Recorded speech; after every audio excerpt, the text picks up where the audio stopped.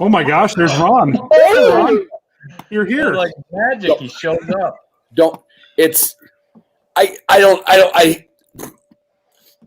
Just somebody take it away from here.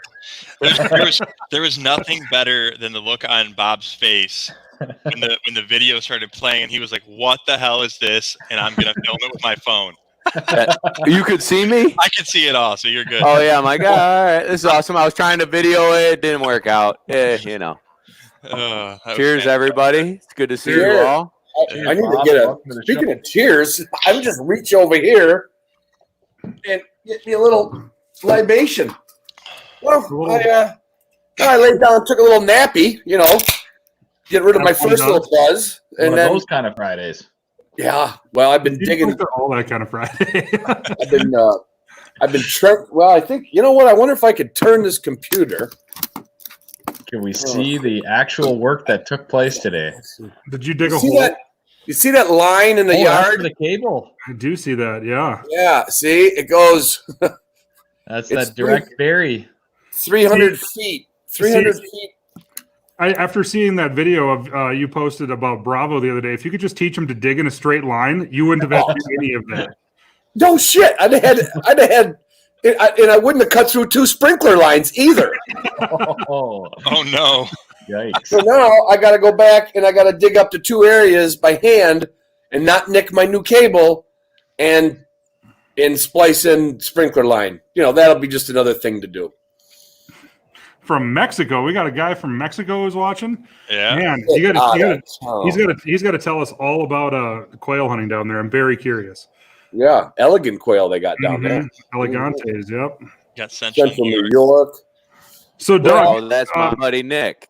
Before we get too crazy here, you should probably introduce our guest there, buddy. Yeah, so we have the one, the only Mr. Bob Owens from Lone Duck Outfitters and Kennels, a.k.a. at Lone Duck on Instagram, and he is also the host, I guess would be one of the 2 co-hosts of the Lone Duck Chronicles podcast, Gun Dog Pod. Lone Duck Chronicles. There we go. I told him before you got too much shit in your names. Gosh. Thanks for being on with us, Bob. This is going to be a fun night. Thanks for having me. I'm really excited to be here. We're basically we're tonight, guys, we're going to be lab curious. Yeah, for sure. I brought out the big glass for the lab podcast. I figured that I may need it. Nice. And we talked the other night, Tuesday, about. See, I didn't shave for a couple days. See? I haven't shaved in a week. See, this is what's called a beard. It fills in everywhere. Yeah. and until you get old enough to have that, don't try. Ron, I got to be honest with you. Something about me? Where's the hair down here, Bob? Where's this? Well, we'd have to get real close, but you can see 7 of them. Oh, there's 7 of them there. Yeah. So God gave me some gifts. One of them was not a beard, not even close. And I have more gray hair on my head, and I can't grow a beard. Me so too, man. I don't think it's going to happen for me. It never ceases to amaze me how often we end up showing close-ups of facial hair on this thing. It might be a thing. Every regular occurrence. Yeah, but between facial hair, close-ups of facial hair, and sex talk with Ron, that's basically what we do. Sex life at 60. We'll get Dr. Phil to come on and analyze all of us. No, we don't need that. So, Bob, you're supposed to tell us about an owl call today. I got one upstairs. Ask Bob about his owl call. All right. So this is my friend Nick. And Ron, you and I have talked about Nick's dog. He's got a UT Prize 1. We're not allowed to say perfect score, but thank you. Perfect score, baby. Maximum score. Except it was perfect. It happened to be a maximum score. Yeah. So Nick and I are turkey hunting this morning. Opening day in New York, May 1st. And I had scouted all week, and I'd found one bird, one gobble. So we go to the same spot this morning, and we get on old Gobbler's knob, and we're listening for the gobbler, and nothing. And now the sun's like coming up, and birds are chirping, and you're like, all right. any second now. And now it's like, okay, it's kind of getting a little light out. They're gonna see us coming. So he's like, well, what do you want to do? I go, I'm gonna do an owl hoot. Might as well. So I let out an owl hoot, and I don't think I can do it on here because of the microphone. It'd blow everybody's ears. Prove it.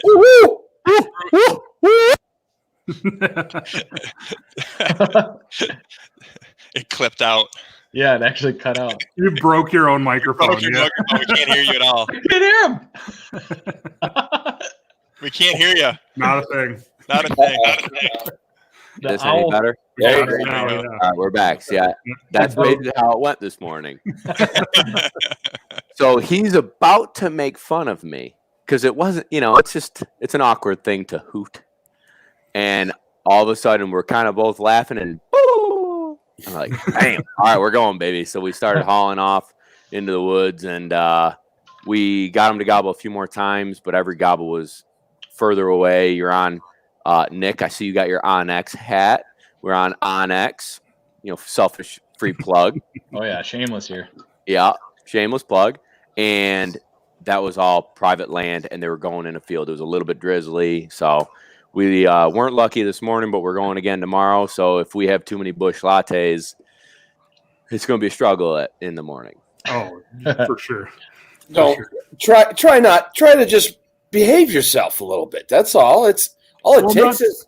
Well, not all of us get a nap in when we start having like 7 beers by 3:00 in the afternoon, sleep for 3 hours. I mean, it's like you just woke up. Correct. I had. Yeah, I better not say it. Yeah. I had to go to Home Depot and return to Trencher. That was an extra hour. I had to go to Home Depot today. Yeah. I also went to Home Depot. All right. I pulled a Kevin Murphy. Oh no.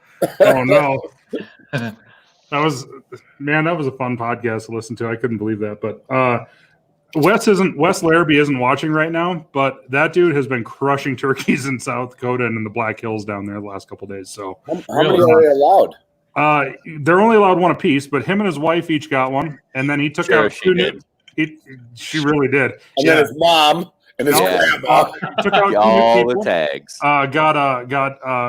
A lady got her first bird, and then her boyfriend got one the next day, and I think they killed another one this morning. It's that easy? I guess. I don't know. I've never shot one, so I need a high power long range gun if I'm going to try to shoot turkeys. I walked out the back door. I had to get to Home Depot early to get to Trencher. And for some reason, they don't take a reservation for rental tools. And he goes, just be here in the morning, and whoever's here first will get it. I'm like, great. So I get to Home Depot this morning early, but as I'm walking out the door, I hear a couple gobbling out in back because there's birds all around my house here. And no more go out the back door, and I hear, boom! then a volley right at the report pair. Boom, boom! That can't be good turkey on. So I hit Scott on the phone and text. I said, who's shooting? And he says his son's name is Hunter. Hunter got a bird. I said, how many? He said, just the one. I'm like, yeah, okay. So this morning we're on public land, and way off in the distance we hear almost as if like you and I were hunting together, right? Like 1, 2, 3, boom, boom. Right. Okay, boom, boom.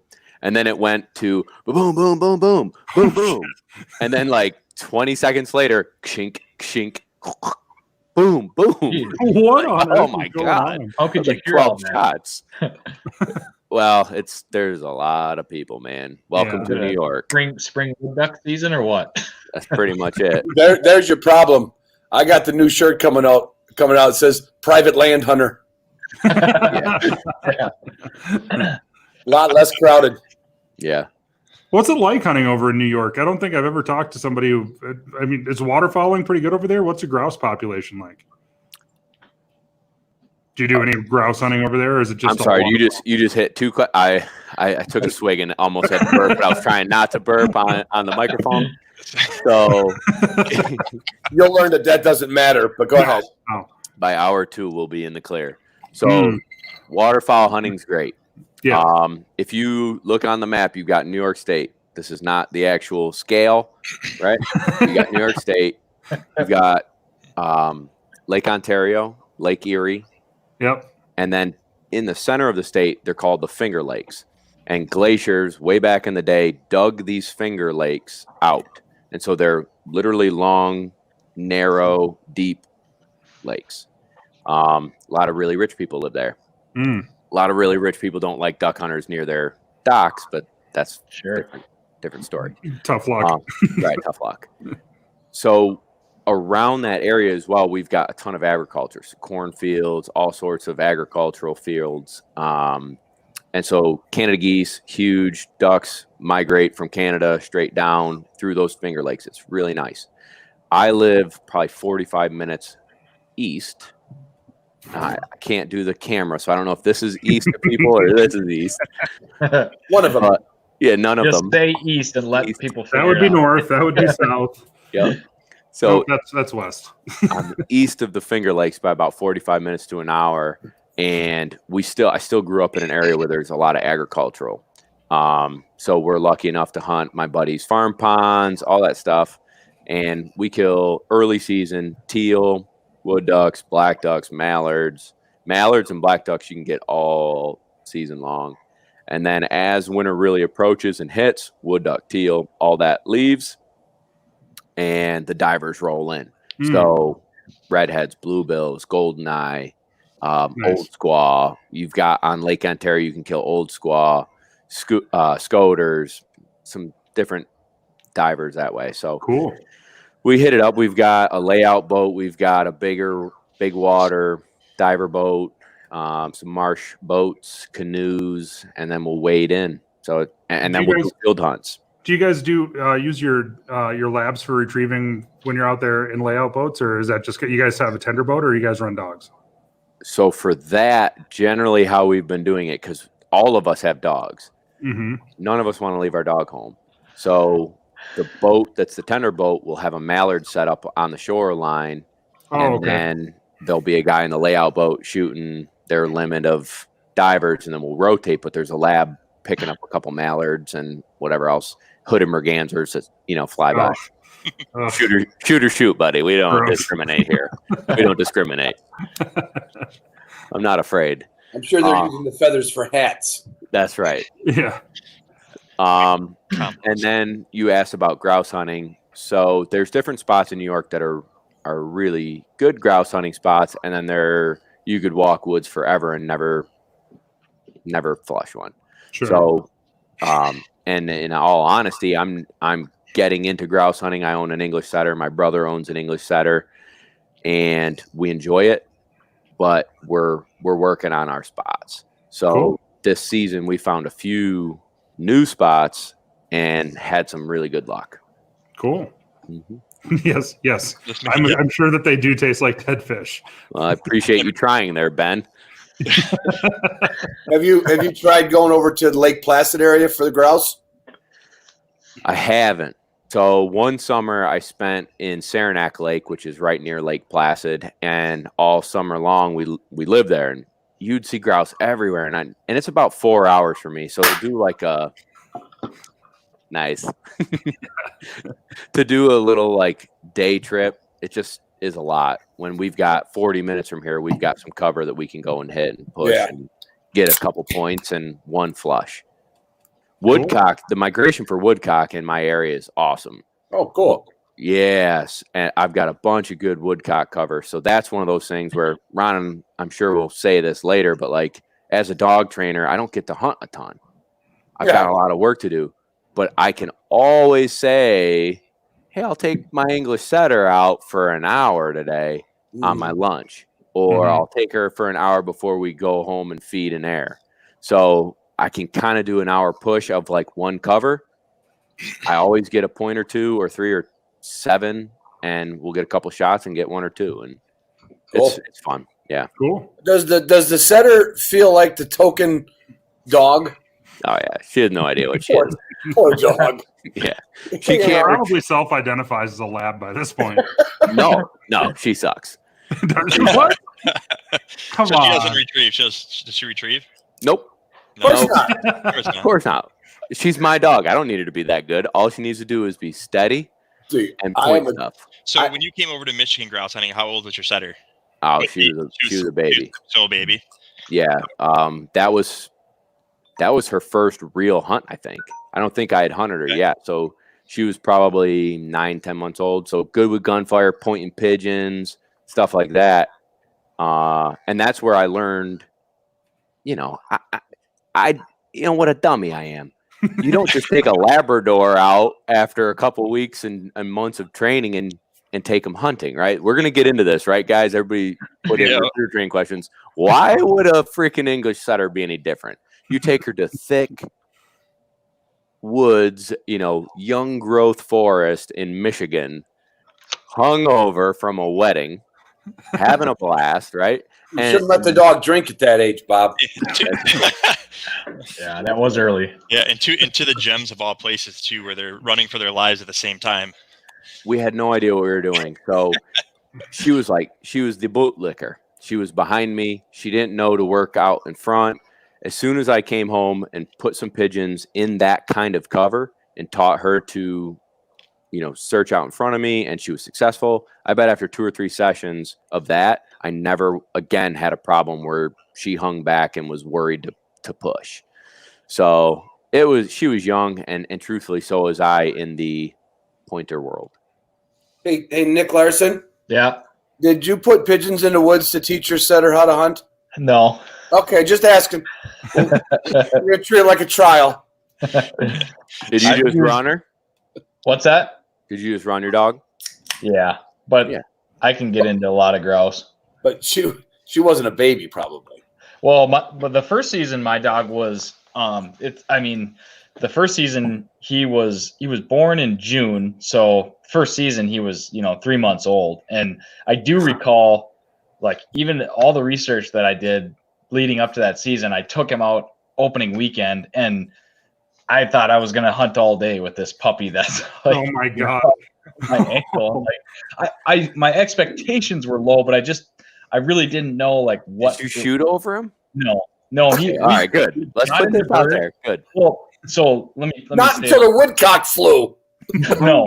Well, woodcock season doesn't open on grouse opener typically around here, but I had done intro to gun, so we did all that stuff. So I was prepared to shoot, but I was also like waiting for the dog to go on point, the grouse to flush, the heavens to open up. Like I honestly had no idea like what to expect. We got into grouse on our first walk of the day, and like looking back, it was a perfect walk for a puppy. I mean, it was a 1 hour walk.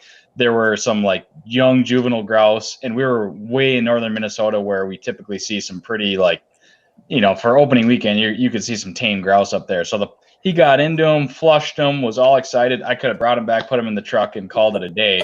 I mean, we kept walking. We didn't do a whole lot. I didn't shoot a bird over him that weekend or anything, but just brand new puppy, like just not knowing what to expect. And he was running around under me. Like by the end of the weekend, he was a quote unquote bootlicker, and I'm like, oh my God, is this dog a hunt? Like I had no idea. Right. Yeah. I know. Taking babies in Everything. it'd be interesting. As Bob works with, how many years you've been training now, Bob? Professionally 5, as an amateur. Taking people's money for 5. 5, yeah. Okay. I would wonder who makes more rookie mistakes, the first time Labrador owner or the first time pointing dog owner. I don't know how we'd figure it out, but I get, and my show's obviously heavy into the pointing side of things, and I can't tell you how many people write with what they did, and they give you this explanation, and you're like, well, first of all, the thing was 4 months old. And then with the lab guy, I got the dog out there, and he's steady in the yard, and he's not steady in the blind, and you're like, ay. Yeah. Yeah. There's so many things that you and Nick, I'm with you on this. I took my first hunting dog too young as well.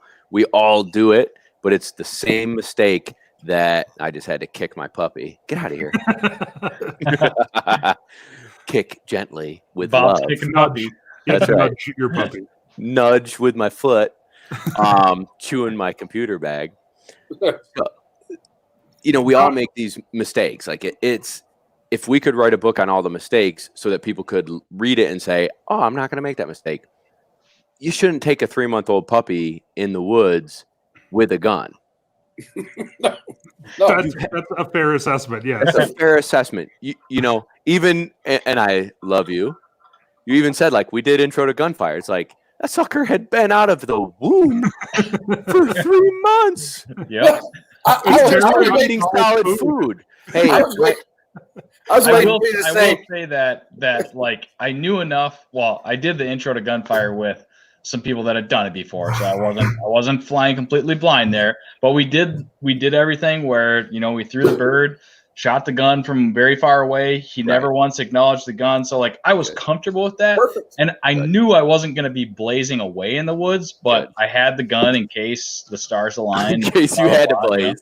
Yeah, but it didn't happen. I mean, but again, I don't even know how. Like again, I don't even know what I was expecting. I read all kinds of books and stuff, but man, until you go through it and you see your dog like grow up and develop and see like, okay, so this is like kind of how at least this one dog develops. But man, for people going through it their first time, there's a lot of unknowns. Here's what I'm waiting for. I'm waiting for the letter that says, when I ask them, did they do gunfire around the puppy? And I'm waiting for some knob to say, no, but we shot around the mom a lot. Yeah. I know. That's probably been said. 100%. No, but the mom's not gun shy. Right. I banged all kinds of pot and pans around while they were eating. Yeah. They can't be gun shy. Yeah. Right. Oh, they're going to be great help in the kitchen someday. Right. There's so many things that from pointer, like Ron had asked, like if we had to make mistakes, who makes more, lab or the pointing world? And I think this would be a fun conversation. So I want to hear, like, you all have the pointing world. I've had people throw puppies off a dock. Mm-hmm. Okay, like, oh yeah, it's freezing cold, ice on the water, and they're Yep. having 8-week-old puppies try and swim. right. I had a dude send me, God, I hope he's not watching, but he sent me an Instagram picture, and this thing, it's literally out of the womb in the duck blind with like all his buddies, and there's a rack of ducks. So he's been shooting, and this 2.5, 3-month-old puppy has had the Civil War going around on his head, and he has no idea what's going on. Those are the most common ones. I'm trying to think of the others. Probably he's steady in the yard that's common. Everybody makes that mistake. Yeah. That's universal too. That's not just Yeah. labs, or that's pointing dog guys too. Yeah. Oh, you should see that thing point a pigeon in a launcher. Yeah. Well, that's a little bit different than running around in the grouse woods and having all that everything else going on. It's totally different game. Yeah. Yeah. Another funny, I guess, kind of funny Hartley story. This would have been the second weekend of the grouse season, his first year. So he's 3 months and 1 week old. And I was Experience. That's good. Oh, believe me. I mean, we were in the woods, but I will say that I think my expectations were okay in that I wasn't thinking I was going to go out and shoot a limit of birds over him. But we went up, we went for a walk or whatever. I meet up with my buddy Garrett at his shack, and the day is done. It's like right at, it's close to sunset. We're drinking a beer on the tailgate. I let Hartley out to show Garrett. Well, he had already met the puppy, but it's like, let the puppy out. And there's a little gravel road that kind of runs down from his shack. And there, he lives in grouse country, or the shack's in grouse country. So there could be grouse anywhere. But we were walking down the road with beers in hands. Guns were back of the truck on the tailgate. And my little 3-month-old puppy's running up ahead of me. And all of a sudden he stops, and his tail does that boing, just like that, And, Really? and I'd never even seen this before. And I'm like, gosh, look at that. Wouldn't it be cool if there was a grouse sitting there? And I take 2 more steps and 3 grouse take off. And Garrett and I are standing there with beers in our hands, which is probably a good thing. But Sure. that was fun to see. That's awesome. Yeah, probably a pretty good rule of thumb is if you're still surprised every morning when you wake up and the puppy hasn't shit in its crate, it's probably too early to take it on it. Nick, the question for you is there anything what do you think you would do with a new pup? So would you change anything? With my next one, I mean, I don't know that I would. I mean, I just would have a better idea of like I can read the dog much better. So if I have a 3-month-old pup, like I'm still gonna bring him with when I go hunting. I'm still gonna take him for a walk in the woods, but I know that I'm not gonna go for a walk all day in the woods. I'm gonna put him out there and we're gonna go for a walk down a trail and have some fun, but it's gonna be super short windows of opportunity. And then that pup's gonna go back in the truck and Hartley and I are gonna go for a long hunt, that kind of thing. I mean, it's gonna be much shorter doses than I did the first time around. If the pup is that young, I mean, it depends. That's why get a puppy that's born in February. They can hunt by hunting season. Yeah, you can actually start getting them exposed to stuff in July, August. Then at that point, before you're actually they're old enough where they can actually do things at that point. All right. Does my volume sound better? Yeah. Yeah, that's better. Okay. Here's one for Bob there. What is that one? How do I? You're the lab guy, and although we need water testing for our pups, what do you do to get a 5-month-old puppy to enjoy water? So, have you ever seen a lab that doesn't like water? Oh God, yeah, dude. Yeah. Really? Oh yeah. I've seen one that wouldn't put its feet in water. Yeah. Really? 100%. I've had to get in my undies and try and get the dog to swim. I mean, I've done everything. Yeah, going with them, that works. Or it can work. Waders. Yeah, so that would be my number one, is if the dog doesn't feel confident enough to swim on its own. There's a couple rules of thumb I like to say, right? So one, have it be warm water. So right now in New York State, it's cold. It's maybe 45, 50 degrees. Mm-hmm. There's no ice, obviously. Everything looks like it's great to take a puppy out, but that water, you wouldn't want to stick your hand in that water for longer than 5 seconds. So don't put your 8-week-old, 3-month-old puppy in. Let them, if it's 4 or 5 months old, maybe, but we're getting ahead of ourselves. So warmer water. I want to have a relationship with that dog. So some of those little puppies that at 8, 9, 10 weeks old are following you around the house, following you around the yard, they're up your butt.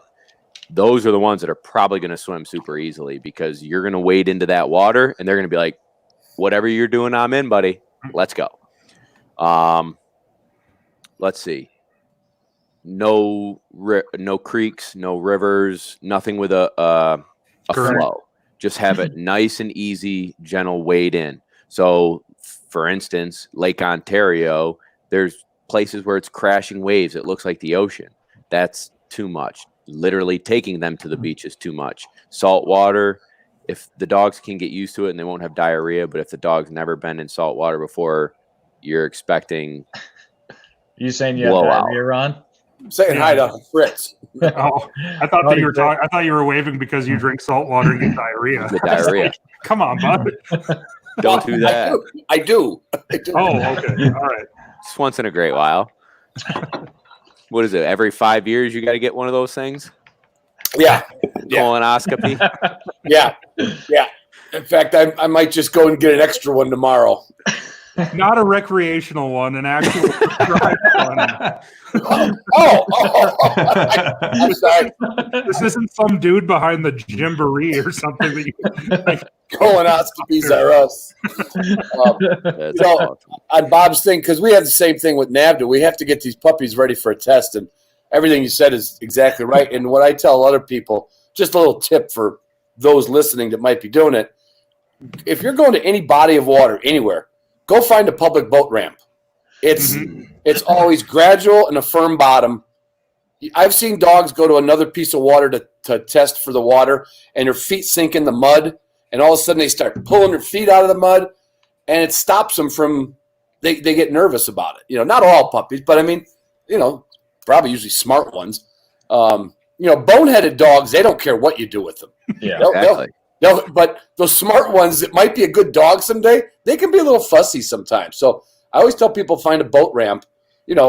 Try, do it.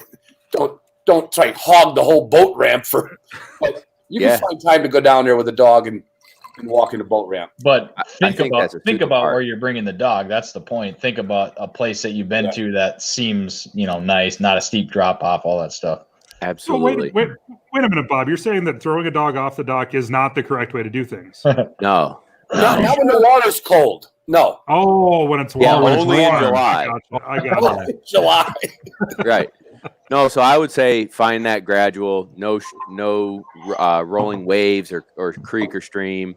The other thing is people will carry the puppy in, right? So they've got them up here and they gently put the puppy in the water and it's so sweet and gentle. And then all of a sudden, what does that puppy do? Straight back to land. Now you just created a dog that's looking for land all the time and is nervous. So we want that dog.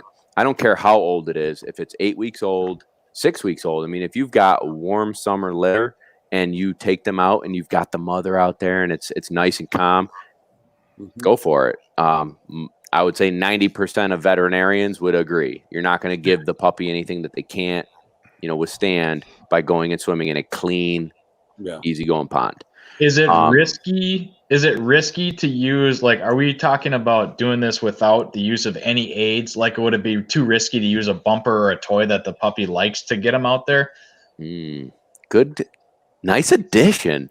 I like your style, buddy. So that was going to be my next part is... He's got setters. He's got to trick them. Yeah.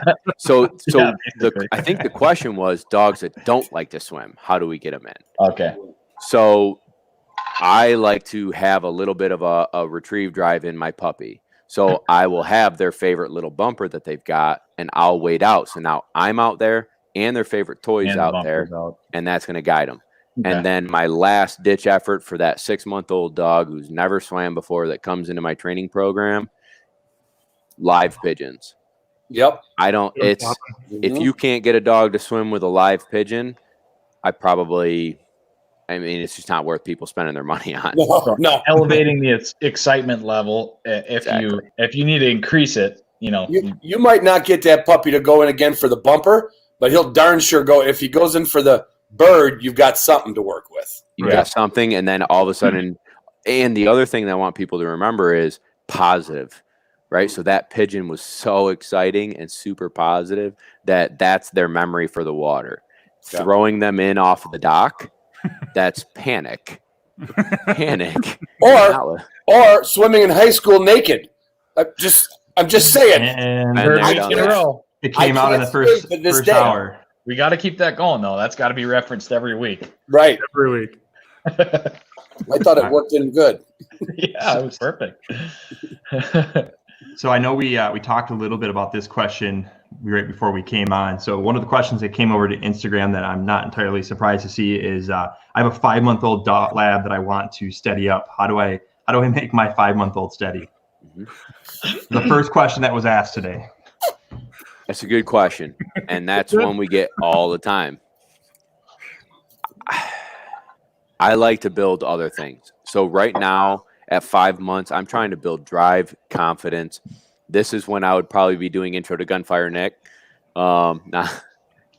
Sing. You mean not 2.5 months? No. Right. No. Not 8 weeks. I guess I'm just that good of a trainer. Hell yeah. He just took it to the gun range, went and shot some trap with it. Everybody does that. He seemed fine. He's a badass now, so who am I to say? So, what was the question? Steadying a 5 month. Steadying 5 months, right. So, from when you get that puppy at 8 weeks, and I don't know, maybe we can talk about this from a lab versus a pointer world, right? So, when I started training pointers, I didn't know jack. I trained Labradors, so I would treat them like Labradors, and everybody that I met was like, no, you're doing too much too fast with this pointer, where we would instill obedience, steadiness, control in that Labrador sooner. And even though I'm saying this, that we do this with labs sooner of obedience and collar conditioning and steadiness, I'm still not saying we're doing that at 3, 4, 5, 6 months old. Okay. But my pointer buddies are like, no, we don't need them to be steady until they're a year and a half. Mm-hmm. We don't need them to be doing force fetch until they're a year and a half. Right. Yeah. So, I mean, that would be a difference where when a dog's sent to me, let's say they're 6 months old, we're doing formal obedience, we're doing collar conditioning, we're doing force fetch, intro to gunfire, intro to live birds and dead birds, all in that first 2 months. So let's say 6 to 9 months old, they're getting a lot thrown at them. And then that last 2 months is steadiness. So I've built drive, I've built experience, I've built confidence, I've built fun. Now I've got to rein it in and teach them that they've got to have some self-control. If you do that too soon, you take all the fun out of it. And now when it's 10 degrees and they got to break ice on that crippled duck, if you take the drive out too soon, you never know what you might have had. And they may give up at the inopportune time. It might be in a training section where you're trying to run something kind of challenging and they're like, I just don't feel like it, man. That looks really hard. But if I've built enough drive over and over and over and over again throughout their, young life to where they're up for anything, that's what I want. I don't want that cool, calm, collected, reserved dog. I need a ton of drive, and then I can teach to be reserved. So you basically want them feeling like they're a badass at the line. Mm-hmm. And then you actually get to the point of force fetching them completely before you even think about steadiness. So are you getting to the point of walking fetch, or just is that where you start laying the steadiness over top of it? So again, I'm different, right? I have a timeline for people. People are paying me. So I start steadying in the middle of force fetch or towards the end of it. If I didn't have a timeline, like my personal dog that I just kicked. I'm just kidding, everyone. I didn't really kick her. I just pushed her. She's 8 months old. She's force fetched. She's on force to a pile, not steady. Don't care that she's not steady. Right. Mm-hmm. I need her steady enough to where she'll watch the mark. But as soon as she gives me a little bit of ready to go, I'm letting her go because I want her to run hard and far and hit water and be bold and confident. Whereas if I held her back at 8 weeks old, there are some teachings that you start young at that steadiness, and now the rest of their life they're under control. Well, they also don't give a crap. They'll fall asleep while you're hunting because you've made them. You took the fun out of it. So to answer your question, Doug, when the dog is in my program and it's got 4 months with me and I've got to get all that stuff done, I start steadiness as they're going through force fetch. If you start steadiness before force fetch, you can create negative feelings at being with you, right? So I'm not coming back to Bob. You're just going to make me sit still while another mark goes down. So they're going to screw around in the field with the bird. So you send them for their mark, they'll go kit their mark, and then they'll run around. And then since you're not through force fetch, you really shouldn't use the e-collar on here because if you use too much pressure on here, they're going to drop and spit the bird and run back to you. And now you got to walk them back out and make them pick the bird up again. So I like to... Over here on the side in the comments, somebody is asking what is lab steadiness. And I mean, most of the people that are going to be watching are pointing dog people, and it's different. It's similar, but it's different. So if I could explain it, it's the exact same. If we're doing steady to wing, shot, and fall, think about duck hunting, steadiness to wing, shot, and fall. So we've got a dog on a dog stand or in a duck blind, and we're blowing the duck call, they're steady. We shoot a volley of ducks, they're steady. They watch the bird fall and hit the water or in the cornfield, they're steady. And then I send the dog, I release the dog on their name, they go and retrieve. So it's the same for pointers. It's wing, shot, fall, and you release them. Right. In the upland scenario, it's just the difference is they when stop on their own is initiated. Right. I'm with you. Like a lab steadiness, and you correct me obviously, but that dog is going until the bird flushes, and then when the bird flushes, then the steadiness kicks in. Whereas for a pointing dog, it would have already kicked in because they would have hopefully stopped when they stopped to entered the 2 bird. point the bird. Yeah. So it's the same progression. A different stage of the same 3 levels. It's just when it initiates in an upland setting. Right. So what we're saying is the flusher can be steady in the midst of mayhem. Yeah. And our dogs have to stop and smell it first. And then withstand that mayhem. Yeah. Mm-hmm. Yeah. In essence, it's really hard. Like if we're all sitting here having a beer and talking about what we ask these dogs to do, and they've going all against instinct. Yeah, they've got so much instinct to do X. Mm-hmm. Swim, pick up a duck, run through a field, wind a bird, and lock on and not move until you come up and get it, and you're 200 yards over here. Mm-hmm. We ask a lot of these dogs, and so I hope people understand that this isn't something to expect out of a 6-month-old puppy or 9-month-old puppy, that it's a lifelong progression, and dogs start hitting their peak at 4, 7. You know. So the question that just popped up. So have you ever trained a lab to sit on the flush for uplands, and then how'd that work out? So maybe the how'd that work out is, so out of all the dogs, I don't know how much time you spend training upland on the dogs that you come in, but do you see a lot of people wanting to get to that point? In what percentage of you think the hunting dogs out there in the lab world, or just the retrievers or flushers, are actually finished to that point? Because I know personally that this is the amount of work it takes to maintain that level of, by the halfway through a grouse season, that's pretty much undone if I care anything about shooting grouse, right? So, I can either watch the dog and make sure they follow the progression, or I'm shooting grouse, and at the end of the day, I'm shooting grouse. Well, again, I'll answer that question in a second, but do you guys see your pointers get a little less steady as hunting season goes on? Oh yeah.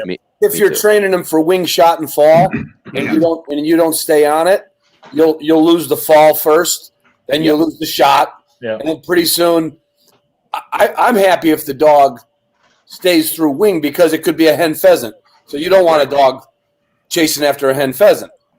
So so you shoot for the moon and accept steady to wing in the end. But right now, last time I hunted, Bravo, he's steady to me flushing, looking for the bird. He lets me do that. Yeah. But I'm telling you what, once there's wing beats, 99% of upland dogs are on the move, And it's dangerous too at some point, every once in a while. But if you get them to wing shot and fall and just kind of keep reinforcing that, I'd say, you could keep them steady to wing during hunting. But you lose it quick. So that was for the pointing dog world. That's where I have my setter, and I'd like to keep her. Mm-hmm. Once I shoot, I don't care what she does. But I've hunted over enough dogs that weren't steady to the shot, and they're so fast. And same with my flushing labs. There's been, because I'll answer this guy's question real quick. I don't train my personal labs to sit to a flush. I just don't. But I have not shot birds that I probably could have because they didn't sit to a flush. Right. So I like Andy, my setter, to hold until I shoot. And then once I shoot, she kind of runs amok because she's not going to retrieve. So she just she's just running. She's hunting again. So and I'll go get my bird. Either A, got a dead bird that you got to go pick up, or B, you're going to go hunt another bird. That's right. Okay. Is she going after the birds? For example, if you drop one, is she going straight to it?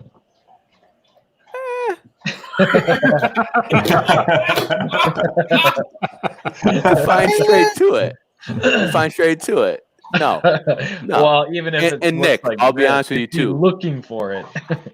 This year, she pointed.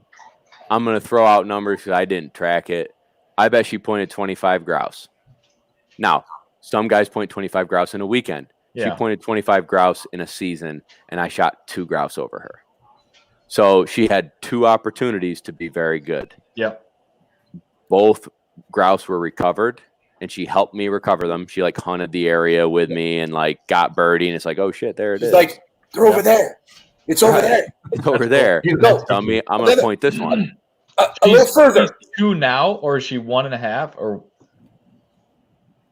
I don't know. Or is she 5? Is she 5 or? No. She's 2 and change. Okay, so right. I'm trying to think of. I got her at 6 months old. So I'm teasing. I'm kidding. I think I own 7 or 8 dogs now. And so I know like a couple of the older ones ages, Sure. but the new ones, it's like, I think they're a year. Ballpark. Yeah. I think they're 2. They're like really 3. They're like my neighbors in Chicago that had 12 kids. You didn't ask them how old they were. You asked them what grade they were in. Exactly. Because he might have done it twice. So Andy, if I had to guess, I think she's 2 and change because I got her in June. She was 6 months old. We hunted her that fall, and we hunted again this fall. Yeah, so it should be almost 3. She'll be almost 3. Yep. He is almost 3, yeah. Yeah, and she's a very naturally talented dog because she doesn't get a ton of work, and she hasn't, compared to guys like you who grouse and woodcock hunt a ton and have.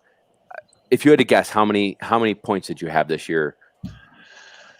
I don't track points, but I flushed 410 grouse. So right, that's first of all badass. Yeah. Second of all, like I flushed 1.05 of that. Yeah, right. Like I'm not a mathematician, but 20 to 400 is a very small number. So yeah, it's a lot more opportunity to teach and show and have success and build confidence. So everything with dog training is repetition, consistency, confidence, and then overlaying stuff with correction, pressure, right? So your dog got 400 and something great things that happened. Not all of those you got to shoot. No. So he had, let's say, 200. Well, and I mean, how many contact, like, because some of that's hunting with other people's dogs and stuff. But yeah, I think it's safe to say that my one dog right now, Hartley, gets hundreds of bird contacts in the grouse and woodcock woods every year. Yeah, that's unbelievable. Good for you. I need to come out and hunt with you, buddy. That was a good year, though. Yeah. But yeah, good. we have good wild bird numbers. That's for sure. Cool. All right, so next question is from Blake on force to the water. If the dog spins the wrong way on a back cast, will you stop and correct them or just let them roll when you're doing a force? All right. You guys think it's okay if I talk a little bit about force to water? Yes. Yeah. Because I don't know if everybody who's listening is going to understand. Like if I just answer the question. Well, right? Yeah, educate us. So, and this would go good with NAVDA, right? I did this with the couple NAVDA dogs I did. So on land, you always do everything on land first. So we did force fetch. We did force to a pile, where you teach a dog to leave your side and turn pressure off, continuous or nick stimulation on the e-collar, leave my side and go get the bumper. And so there's a pile. They leave my side. They're successful, right? I'm trying to do hand signs, but I'm terrible with the. Yeah, so it's hard on the laptop. Yep. It's gone, Tyler. Oh, no. Empty. Hold on. I need another one for this Time discussion. to get a new one.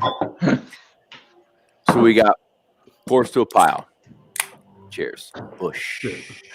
Yeah, I was waiting for that. So they leave your side. They understand turn pressure off means leave my side and go retrieve something. I establish a pile. They know where to go on land. Now we've got a force to water. So now people are going to say like, but my dog loves to swim and they love to retrieve water. Well, what if they don't? What if when it's 10 degrees, they don't? What if your dog just doesn't, right?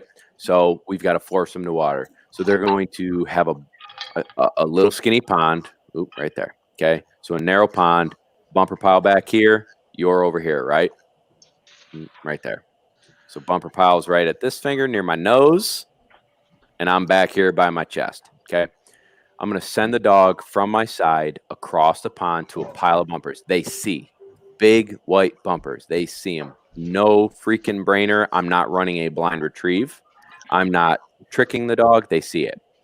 I'm giving direct pressure on the back command to leave my side. So back, continuous pressure. Dog hits the water, pressure's turned off. They swim across the pond. They pick up the pile of bumpers. Okay. So that's force to water. So when they get in the water, they get positive, pressure's turned off, success. If they aren't in the water, they get pressure. So to answer his question now, on force to water, if a dog spins the wrong way on a back cast, So this to me is what I would call swim by, not force to water. Force to water is I'm giving you a back cast or a back command from my side, and I'm giving you pressure. You can also do it. Maybe this is what he's saying. Maybe you can have the dog sitting facing you, and I, cast left or I cast right. Spins around the other way.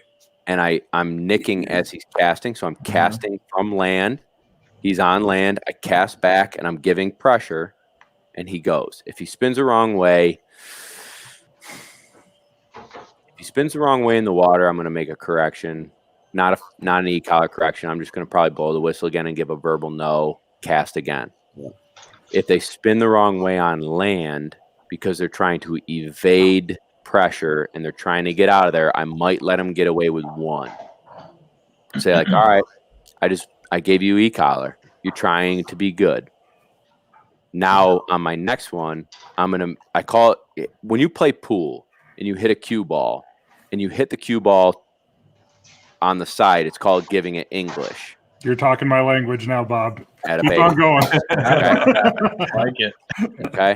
So you hit that cue ball with a little English, and it makes it spin the way you want it to spin. So when I give my cast, all right, I'm going to try this. If I need him to cast this way, I need to go like that. There you go. Right? Right. Okay. And then I'm going to spin this way and go like that. And so that's creating English, and that's creating a positive way for that dog to spin the correct way. So if I want to right back, I'm moving to my right, casting with my right hand, and he's already kind of leaning into it, and you're creating positive. So honestly, at this point, if you're doing force to water and you're doing casting into the water, my dog won't make that mistake because I've done enough work on land to make it really seamless. I've built enough confidence on land that they know which hand is which, and they don't really make mistakes. If they do make a mistake, I'm probably going to let it go. And then if it happens again, I'm going to address it. And then I'm going to help them be successful by creating English and like, okay, I meant. Set them up for success instead of setting them up for failure. Yeah. Correct. I'm doing a ton of, that's actually the stage that I'm at right now with my 14-month-old dog, is that we're working on our mini T. And I find myself getting into a habit where I'm doing so much, too many right lefts or too many left backs, where I'm, when I go into mix the pressure, she's auto casting because I've done too much. So I go to give a nick, but then I'm changing it up and she auto casts the opposite direction. So it's just making sure that there's balance too, that you're not doing too much of one side and not the other, and vice versa. At least I think problems that I'm having. So we could look at that as a life example, right? We all need balance in life. Yep. Okay. That's like I balance scotch with vodka every once in a while. That's right. That's right. Gin and water. Yeah. I got a little vodka soda going on tonight. Exactly. I got to keep on throwing the change ups to the liver. I don't want it to get used to something. That's right. I agree with you. Now, see, I'm probably heavily bush lighted. Right. I need to balance it out. I need an IPA here. Something. Yeah. Where's my IPA? Oh, I got my Perenchio Black up next on deck. Throwing them curveballs. Mm-hmm. But heavy. So when they start auto casting, they're blowing off your set. That's probably true. Okay. Yeah. So and that's okay, man. That's like a good thing to find out now at 14 months old than when they're 3 and you're running a master test. So your sit and your sit whistle needs to be really instilled and firm, and then be patient. So when you're about to cast, I'm going to wait a little bit longer. And then a dog who auto casts, and auto cast means like in a lab world, they're running a blind. They don't know where they're going. They're running. Tweet. I blow my whistle. They turn around and sit. And then I give them, well, let's do this. I move this way. And they spin that way and they go that direction I tell them to go. So an auto cast is when I go tweet and they turn around, sit and look at me. And then they just leave. They decide which way they're going to go. and they say, "Screw you, I'm running, baby. You're not telling me where to go." So they're doing two things. They're blowing off the cast and they're blowing off your sit whistle. So firm up that sit whistle. I would use a little e-collar stimulation on your sit, Nick, sit, tweet, Nick, tweet, and then I would let her be patient. And then sometimes if I have like a bug near me, like, and you do one of these, a dog will just She's gone. Yep. Because if you just move a little bit, they're so antsy to go. And they're locked in on you. And mine's is like a Ferrari with a rocket ship attached to the back of it. Yeah. So she's got drive for days. She comes back probably 20% faster than she goes out because she wants to go out and get the next one. So yeah, she's always a little antsy and on edge, but right. Maybe slow down a little bit, Doug. Fast dogs move slow dogs move fast. I know that one. There you go. So my 18-month-old lab marks birds great out to 80 yards, but anything further, he will stop and hunt short. Working on hand signals now. Is there anything else that we get him can some do classes to get him to push out further? It'll help. All right, Doug. Doug, why don't you take this one? Okay, so I will tell you that I have a buddy, Alan, who I think is watching, who has a pup that had a similar issue. So what we had the kind of the standard place that we knew that he would break down. And as we started to see him drop momentum, we would toss another bumper before he actually stopped, and continuously to push him out further. So we usually just use so if it's a thunder launcher, it was popping another one as he was halfway out there, or just using a bird boy out there to push him past. Agreed. So, and I don't know if it relates to the pointing world. It probably does, actually. If you constantly call the dog in because you feel like they're ranging out too far, right? And it's like, oh my gosh, I think they're I'm getting nervous that they're at 100 yards. Mm-hmm. And every time you feel that, now they're not going to get out to 200 when you hit up the Dakotas because you're in maybe Michigan and you're always holding them in. So then they have a harder time reining out. I would think you'd run that risk. I mean, you don't want to be in the dog's head any more than you have to be. Exactly. So the same in the retriever world. So if I throw from my hip, so I got a bumper and I just, throw it from my hip, I can only throw it 40 yards. If I only set my marks up, or my backyard or my training grounds only allow for 80 yards to this guy's example, and this dog's max distance is 80 yards, then when you go to 100 yards, you're going to run that dog and it's going to literally hit a wall. Because he's been so conditioned to 80 yards that at 80 yards, he's going to stop. He's going to go to 85 and be like, gone too far. Wait a minute. Excuse me. That was a nice little handoff. Did I just see her come and bring you a bear? My wife did. She is amazing. Did you text her? Huh? Did you text her to bring you one? I did. This is amazing. This is a great training. I didn't know if you had like a little green light, red light thing. Hey, on your Doug, who force fetches their wife? I mean, that's the best thing I've ever seen. Doug, will she go out to 80 yards for that beer? She will get it out of the cooler by herself. Look at Doug's beard. I'd go out to 80 yards for Doug's beard. Well, we're almost at that hour mark, and so we have to all get another happy hour. I'm giddy. That was a quick hour. Yeah, I know. Yeah. I learned. Well, I don't know dick about labs, so that actually really. I swear to God, I'm not bored. I'm just like, huh. I'll tell you what. I had the most fun. This is a true story. When Zygon got his prize one utility score, which was like a miracle. Just like he had a lot of good. Like his steadiness was never an issue. His duck search was always iffy. Well, this particular day, he just happened to smell it.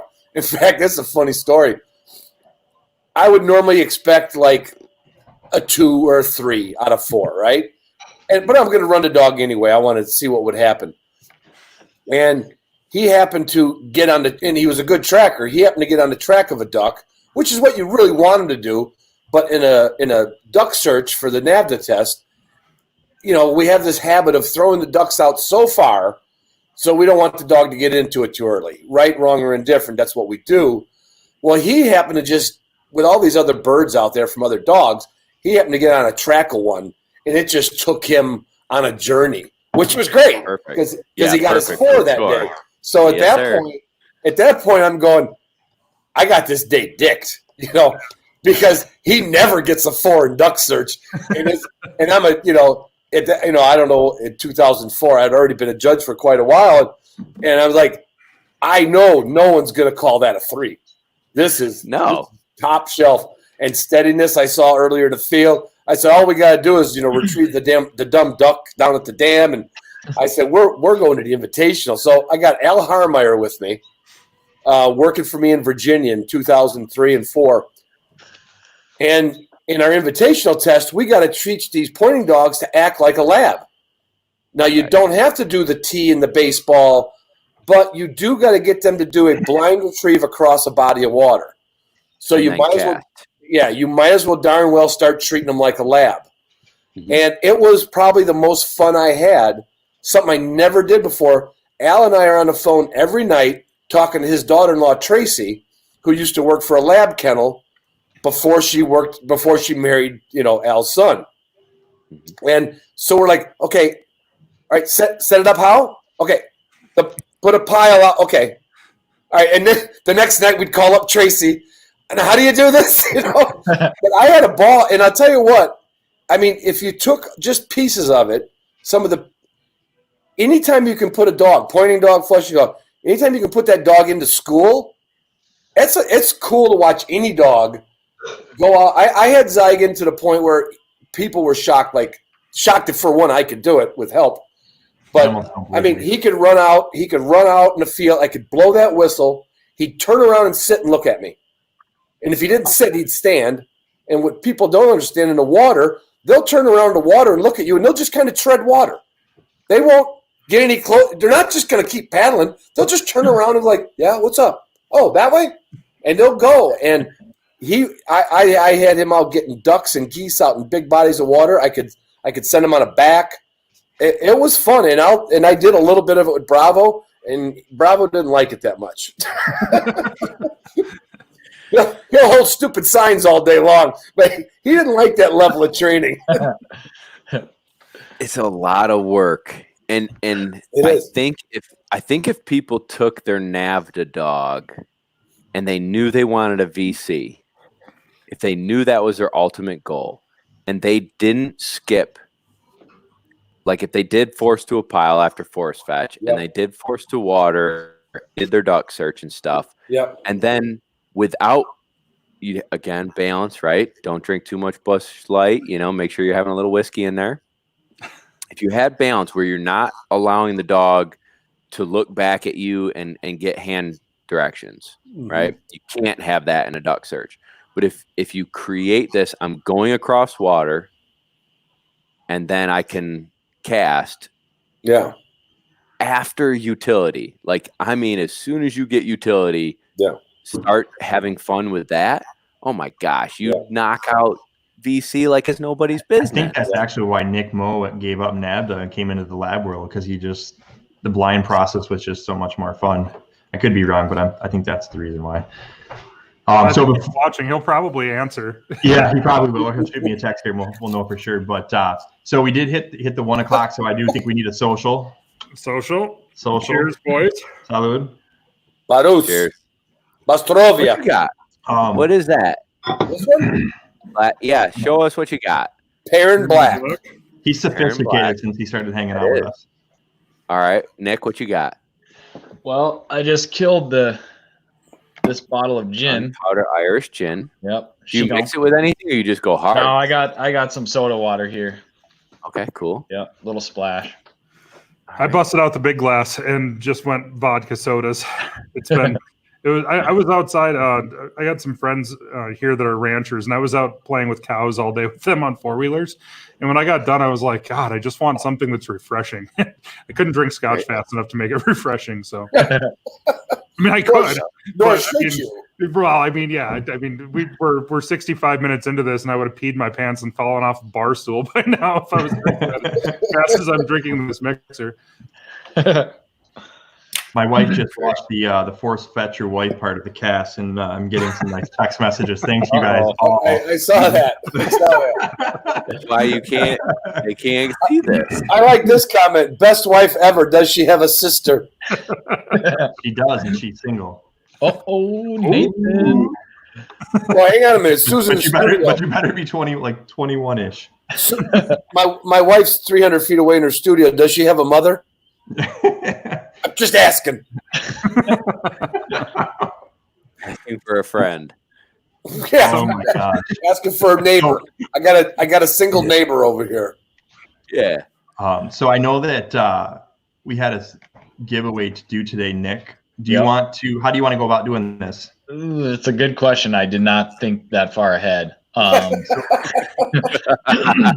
We had a hat donated by the Minnesota Sharp-tailed Grouse Society. Our friend Bailey Peterson. That's her small Munsterlander mogul. So pretty sweet little blaze orange Minnesota Sharp-tailed Grouse Society hat. I'm not quite sure how we should give that away. Can you guys see it? Yeah. Yeah, I can see it. Yep. Oh, yeah. There we go. Yeah. Yeah, we'll have to give that some thought. That's a cool hat, though. And does the dog come with the hat? Because I like that dog, too. No, I don't think Bailey's going to part with Mogul anytime soon. That's her woodcock banding dog. Yeah, I'll definitely take that dog then. Band all those woodcock out there. Yeah. There's some kind of a weird snipe I would that's do been with it. flying. Yeah, band them. Yeah, right. There's some kind of a weird snipe that's been flying around my house doing like some weird sky dance. I thought it was maybe a woodcock, and I started looking up woodcock sounds. It's not one of those. It's definitely some sort of a snipe. I'm thinking about just whacking it with 28 gauge and getting a good, examination going on, seeing what kind, I don't That's all hypothetical, right?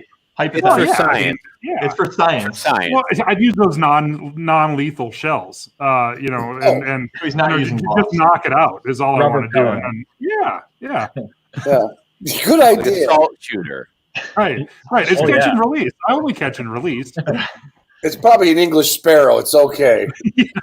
Bailey's watching. So Bailey, if you have any if you want us to give it away in a certain way, which you didn't say that. So make Bailey come up with the question. That'd be the best way to do it. That would be cool if she or wants to something. do our work for us, but otherwise we'll think of something.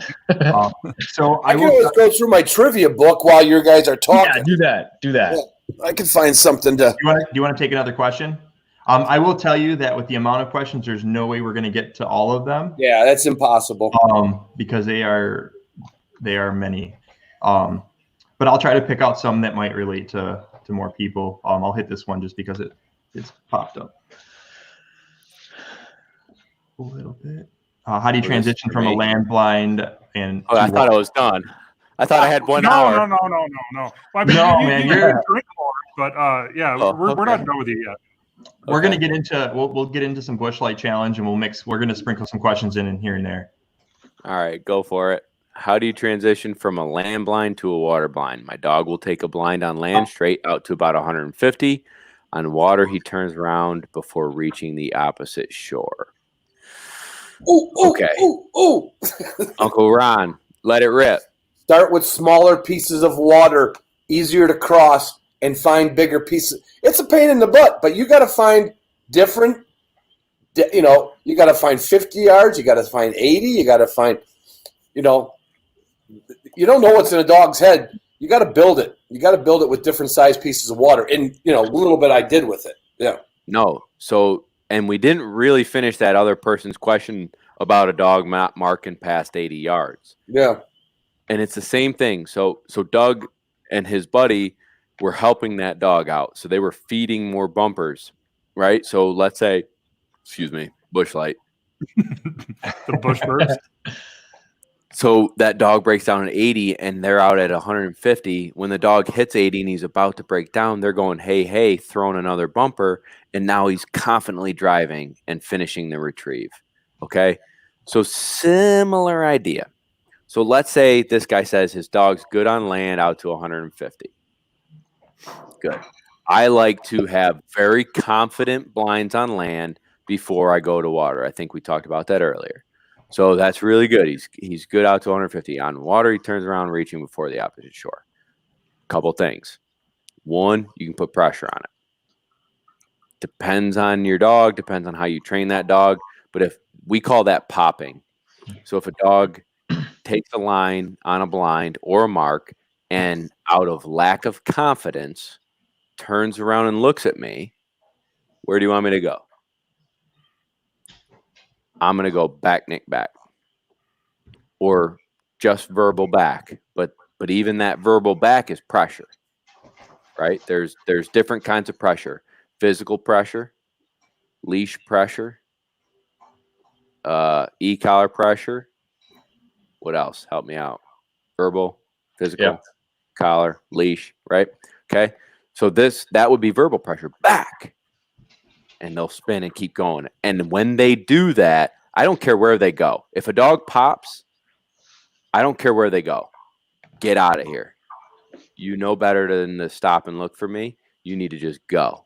Mm-hmm. So if they're in water and they're swimming, and they pop back, and they better turn around and keep swimming. If they pop again, back with a little bit of pressure, because you forced them to a pile, you forced them en route. They understand that leave my side, turn the pressure off by going. Back, Nick, back. Okay. Now, I get nervous giving these ideas if people haven't built a foundation. Sure. Mm-hmm. That maybe this guy's dog doesn't understand what that would mean. So I'm assuming you followed a program.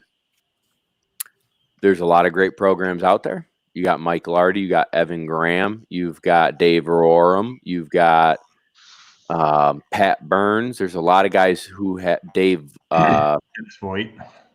Yeah, Dennis Voigt. Training Training Alone. There's a lot of great resources to listen and watch guys who build, not just your basic gun dog. This is some advanced stuff. And so you have to make sure that you've built your blocks no matter how much, even if you don't want, let's say Johnny down the road is listening to this and watching, and he says, I don't give a shit if my dog runs a 150-yard blind. I just need him to go 20 yards. Well, guess what, Johnny down the road? You still need to build blocks and teach and teach and teach, and then the dog's going to progress. If you just jump right into, hey, I want my dog steady and being shot over, you're in trouble. So this is the same idea. If we've built those blocks of pressure on and off, then when I give a back Nick back when he pops in the water, then he's going to know I better get out of here. Now, when he gets out of here, turns around and goes, don't blow your whistle again for a little while. So let me see if I can do this. So my blind is over here. Hold on. My blind's over here. This will be memorable. Yep. But he's over here. So he went here and then here. Nah, I can't do it. We need a black. We need like a dry erase board. Yeah, we need John Madden. I don't care where that dog goes. When they pop and I put pressure on them and I yell back and I want them to drive, I don't care where they go. Just get out of there. Sure. When they get out of there, let them carry it. Carry that cast, confidently go. Uncle Ron, you're killing me, Smalls. Once they carry that. I've been watching too many of those COVID reports. They always got these people really? Are deaf people getting COVID too? I mean, no, they're immune. Yeah. That's what I thought. Yeah. They're immune. They're immune. Yeah, they live in 100. Yeah, exactly. So when you give pressure, verbal or e-collar, and that dog digs, I don't care where it goes. I just want it to go. Don't pop. Don't look back at me for help. And then a lot of people will see that dog go and be like, well, shit, he's going over here and that's over there. Tweet and cast. Every time when you've got a dog who lacks confidence, every time you blow that whistle, you're taking confidence away. Okay. So I want to let him roll and let him build a little bit of confidence, a little bit of momentum, tweet, then cast. Let him build a little confidence, let him roll, tweet, then cast. If I go tweet, tweet, tweet, tweet, tweet. Yeah, it's tweet, like overhandling any dog. And it doesn't matter if it's, out here in the Dakotas trying to overhandle your pointing dog, trying to do everything. It's just let him be, man. Exactly. I mean, we can end the conversation right there because it's right. If you're overhandling your dog, you're going to take confidence away. If you do too much confidence, then they're going to think they know where they're going. It's a finesse game. Mm-hmm. Have you ever done a connect the dots drill or pattern to establish pattern blinds? And sometimes I think like when you're trying to stretch out really long water blinds, there's, because I always will set up a pattern field on water as well. So I'll have a set of water blinds that are set up as patterns. So maybe you haven't done enough pattern drills where they knew where they were going out 200 or 250 yards to help build them the confidence that sometimes they're just going to be swimming for a little bit.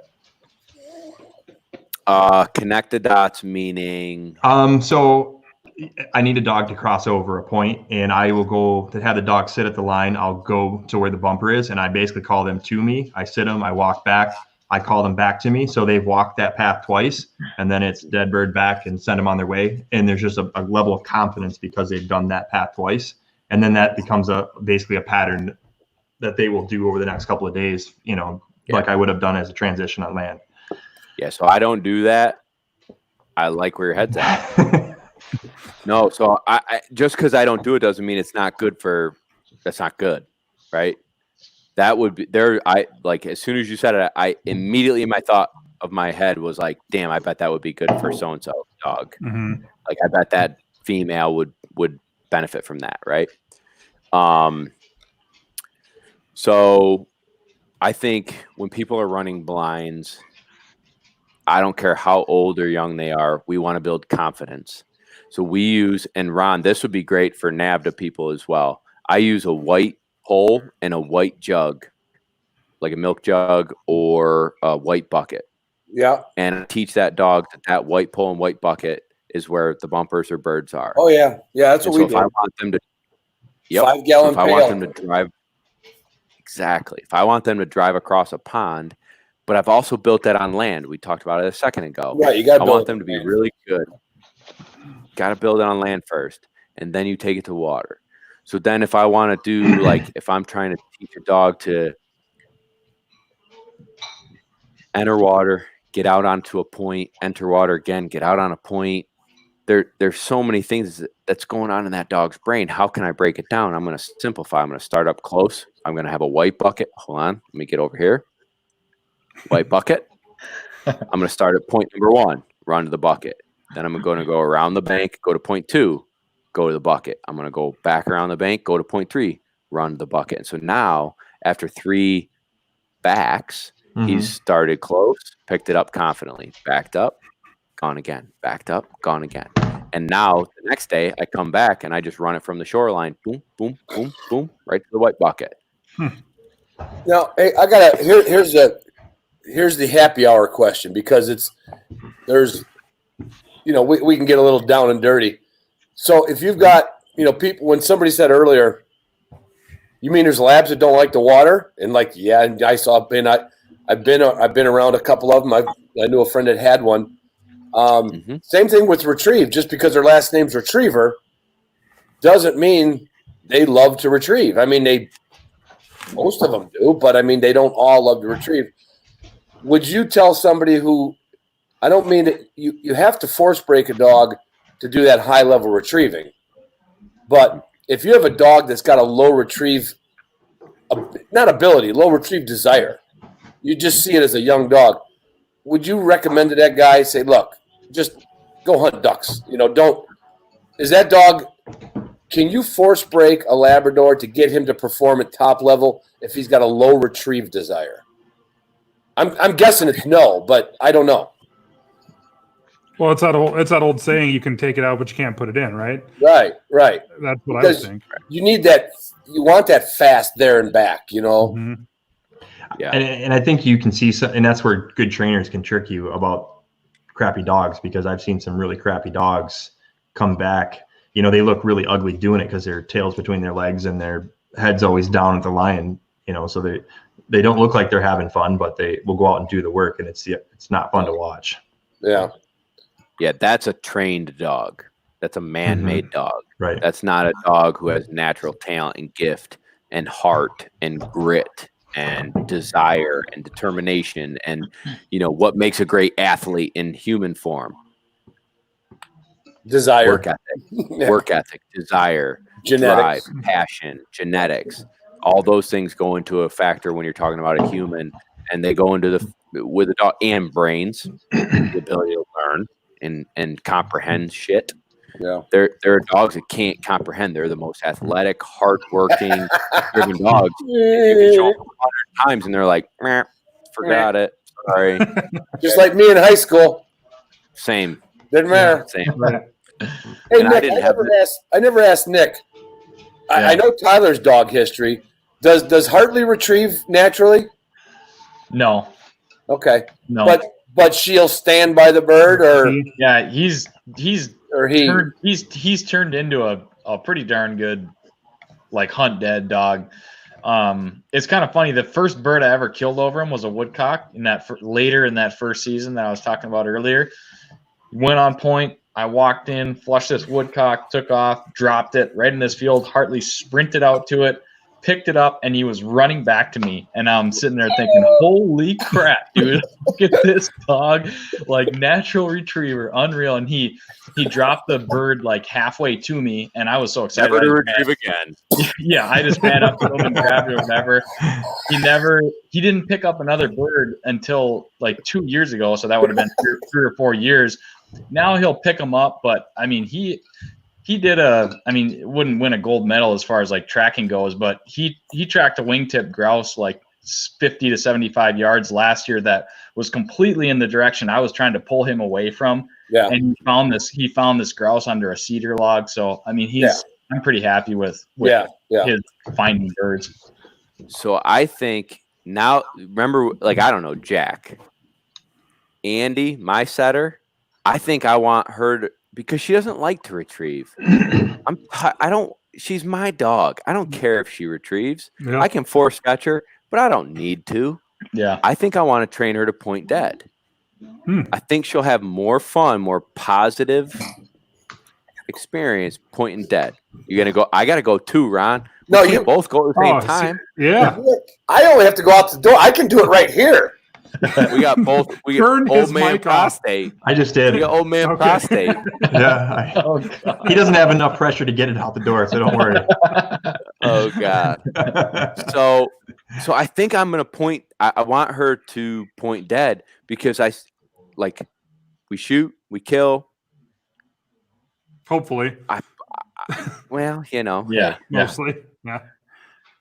I want her to go in that direction, or at least like I can get her. Training wise, I can get her in that direction. Yeah. And if she'll repoint it, right? Like that's or just go right into it. And Hartley will go in. If he finds it, he'll go in and he might mouth it. And again, I mean, he's not a retriever. He's not gonna go like recover birds. He tries to steal sharp tails out of Rusty's mouth, though. That son of a bitch. yeah, he might do that. Yeah, but where I hunt, the cover lends itself. Grouse and woodcock is that's not the highest demand on a retrieving dog. Like it's not birds down and thick cattails or anything like that. So, I mean, if you were, you'd be in trouble. Yeah, absolutely. But I don't know. Again, I don't know where you guys hunt, but we had one grouse. I thought I missed it. Boom. Yeah. Mm-hmm. And I watched it fly away. And I figured, I don't know why, but in the old heart of hearts, it's like, well, let's try and go look. And we walked probably 60, 70 yards, and she was getting birdie. Yep. And it was laying right there. It was deader than a doornail. So I must have had like a lung shot, one lucky pellet. Yep. And I think that's where I think it would be beneficial. Like if it were a lab, I don't know how I would send a dog on that. Like, dead bird, or hey, get in there, hunt them up. Just we didn't even know we killed it. It's right. good practice we didn't even know. to follow up any bird, because that's one thing I've learned having a dog is I've had instances like that happen where, and you hear it about a lot. I think it's happened to a lot of people that spend enough time out there. You think you miss a bird, and sure enough, there it is, dead. So it's a respectful thing to do, and it's good practice to follow up on any bird that you shoot at. Even out here in the West, it happens. If you're shooting at a covey of huns or something like that, all of a sudden you'll see one just fall out of the covey like 200 yards away. Yeah. You're like, You're not even shooting at that bird. You know what I mean? You're like, you may have found a different one. All of a sudden one just tips out. Yeah. It's pretty common. Yeah. There's somebody did ask, Kyle asked, would you hunt your lab and your setter together? That's something that question's come up a few times there. Are you? I can't see these questions, so I'm rolling with what you guys got. Oh, yeah, you got to go over on the right side of your screen. And there's live comments over there. Click live comment. Okay, cool. Nice. Yeah, I'm in. I'm back in the game, baby. That's how it was on episode 3. I'm like, oh, that's where you guys are seeing. Oh wow. Hey, look at that. Hey, Kyle. All right. What was the question? Would you hunt your lab with your? Yeah. I personally no. Yeah. My labs are good at what my labs do. I would actually personally, I prefer hunting my labs with pheasants. Mm-hmm. So I didn't really find it very challenging because in New York we have state pen raised pheasants. Right. That's not super hard. So Andy goes on point. I walk up. I literally punt a pheasant and I shoot a pheasant. It's not always like that, but Sure. But it's not sport to me. Right. So that doesn't do it for me. Grouse and woodcock hunting, I got a grouse and woodcock dog. My Labradors are going to flush pheasants and they're going to retrieve ducks and geese. And I kind of like having them separate. I do have friends that live in the South that have English cockers. They got Boykins and they got Labradors that will flush for the pointers, like English pointers. They'll be the flushing dogs and then the retrieving dogs. And I do think that's fun and cool. It's just not for me. I want my lab to flush pheasant. I want my lab to be a duck dog and hunt test competitor. And then I've got my grouse and woodcock dog named Andy. I gotcha. Andy girl. I was waiting to see Fritz's comment in the side. Yeah, I was waiting for Lab's not flushing. Me too. Because I'm waiting for Fritz to come up on that one too. Come on, Fritz. Come on, bring it on, Fritz. All right. Bring it on, baby. He's got Go ahead. Yep. Let me go. Do it. All right, he's gonna go. Hey, I just saw a question here. Mr. Dave says, I'm having problems. Pointer doesn't drink water from a squirt bottle while hunting. Well, I tell you what, if they're thirsty, they're going to drink. They're going to drink from a squirt bottle. But I know what he's talking about. I've seen it a lot. And I see it in the puppy test. The dog sees that thing and they pull their head away from it. Get used to just doing this. It's just like checking your dog's nails, your dog's teeth, open your dog mouth. Take your dog by the collar. You take your little Gatorade squirt bottle and you pick up his lip a little bit. It's not a big deal. It only takes either a little bit of practice or a very thirsty dog. Yeah. And they'll get away from it, but they'll eventually go like, Jesus, that's actually water coming out of there. So it's not lava. I'm not gonna die. There's a really or cool... get a Bronco. They'll drink your pee while you're peeing. They don't care. That's the only thing I've seen Broncos hunt is water. Actually, like they won't hunt birds, but if there's water for a mile, they're gonna go find it. I need to bring a water Sherpa with me. I think it's Gun Dog Outdoors has a really interesting water bottle for stubborn dogs. It's got instead of a squirt on the end of it, it's got a little bowl. So you just push a button and it fills up the little bowl on it. And then when the dog's done drinking, you push a button and it all goes back into it, so you don't waste it either. So if you need to have a prissy dog like that, that might be a good solution. Spend $30 on a bottle and you'll be on your way. And you can get them from Soggy Dog Gear. No, tomorrow. You can't. No, you can't. Oh, damn it! You weren't listening. I said Gun Dog Outdoors. Yeah, but I figured you had a line on it. Well, I could send it off to China and have it duplicated, I guess. All right, let's see. It looks like we got another Fritz Heller comment here. Where to go? What? Oh, never mind.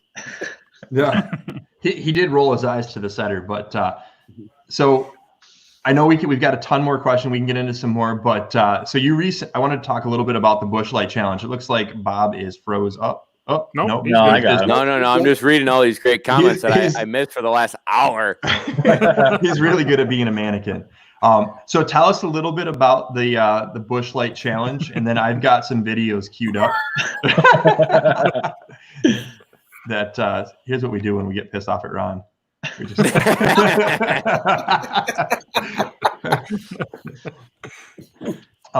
and then I'll show some of the videos if you guys want to see them. Did you want me to say anything? Yeah, go ahead. Tell us a little bit about what it was and kind of some of the stuff you got in, because I thought it was pretty cool. And I think you should do it again, because I'm going to start training mine tomorrow if you're going to. All right, cool. So yeah, do it again, because I'll start working with Rusty. I want a setter to win this thing. Yep, that's not going to happen, but go ahead. It's going to happen. Can't retrieve. I personally know that our setter can't retrieve. Son of a bitch. You've come over here. And apparently Nick Larson, me and Nick, the setter guys of the show. I was a lab guy. Me and Nick are setter guys. Tyler's got 3 of them. I got 2 setters. He's got 2.5. And I heard you had a poinsettia. I do. I have 5 of them right now. I so hope that poinsettia won't track or retrieve. Or get in the water. Me too. Or get in the water. Be a hell of a peanut butter dog, though. Mm-hmm. Dude, I gave all the puppies. Well, okay, just real quick. I decided that I woke up the other morning to shit again in the kennel where they're all living. There was like 38 piles of poop, and it was like from ears to tail. And so I got, and then at the same time, all 3 of my big dogs went out and were playing in the slough over here to the east of my house, and they were covered in mud. I had to give 8 baths yesterday morning, and those little puppies sat in the sink, and the only time they started whining was when I took them out of the water. Like they're just sitting there, they're having so much fun. I take them out of the water, like, I set them back down. They just start playing again. I was like, all right. Great. Yeah. That really is good. Yeah. It was fun. It smelled bad. It was not fun. There was a lot of poop. Oh, look, Brent's coming to your defense. Rusty does retrieve. Yes, Rusty. Rusty retrieve. In his 3rd year of life, he decided, you know what, them other dogs are doing it. Must be fun. He's officially retrieved for more than half of his life at this point now. So now he retrieves. Mm-hmm. Hey, let's get on a really shitty subject. We're going to get into the Bush Light Challenge. Sorry.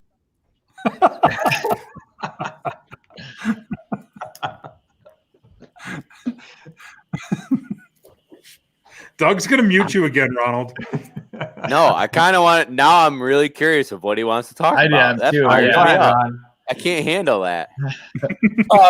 Pointing labs.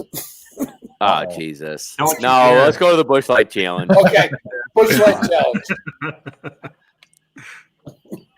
We can hammer that out later. Hour 2.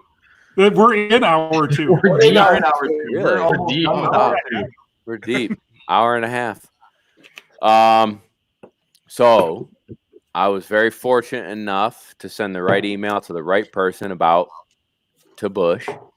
And for whatever reason, I don't know if this is an issue, but everyone knows I drink Bush Light. So on Instagram and Facebook, everybody tags me in their Bush Light drinking pictures with their dogs. So all of a sudden, there's a plethora of dog Bush Light and Lone Duck Yankee Bob drinking Bush Light. So we kind of use this to our advantage with the company and said, hey, wouldn't it be cool if we did something? And they're like, yeah, come up with something. And now I'm like, oh, shit, they actually answered an email. Like, I didn't see that coming. All right. So on our podcast, my brother and I co-host it. And I go, all right, Kevin, we got to come up with something. Because I got nothing right now.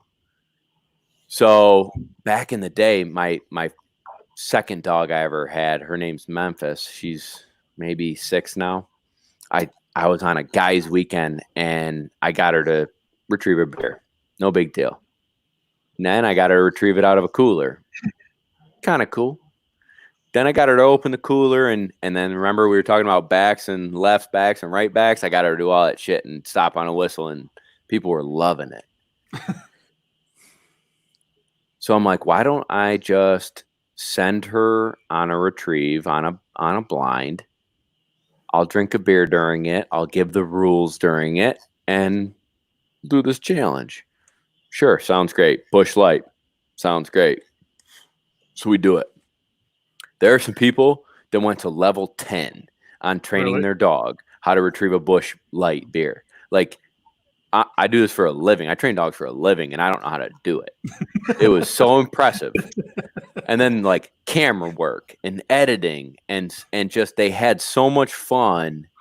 And I think it helped that it was COVID and the coronavirus, that people were home and, like, had some time to think about it and get creative. But, like, what a positive thing to do with you and your dog. Everybody likes drinking a beer. Everybody likes doing something fun with their dogs. And then all of a sudden it was like an explosion of fun videos. And Doug's going to show some. I sent him and these a couple, I don't know who won first, second, and third. I know who won first. I think you'll all know who won first. But the rest of the guys, everybody was really, really talented, and it was fun. So Doug's going to show them on for everybody? Yeah. I don't know. I think so. Sweet. So am I able to talk during this? Yeah. All right. So I picked this one because you guys are all pointer guys. It's a German short hair pointer. Oh, my dog Bo will do that. He's prairie dogging. He is prairie dogging a little bit. All right, now there you go. You got it. What I liked about this one was that was a 16 ouncer. Yeah, pounders. Yep, gotta have them. Yep. And then closes the door. That's nice. pretty awesome. All right, so that was a good one.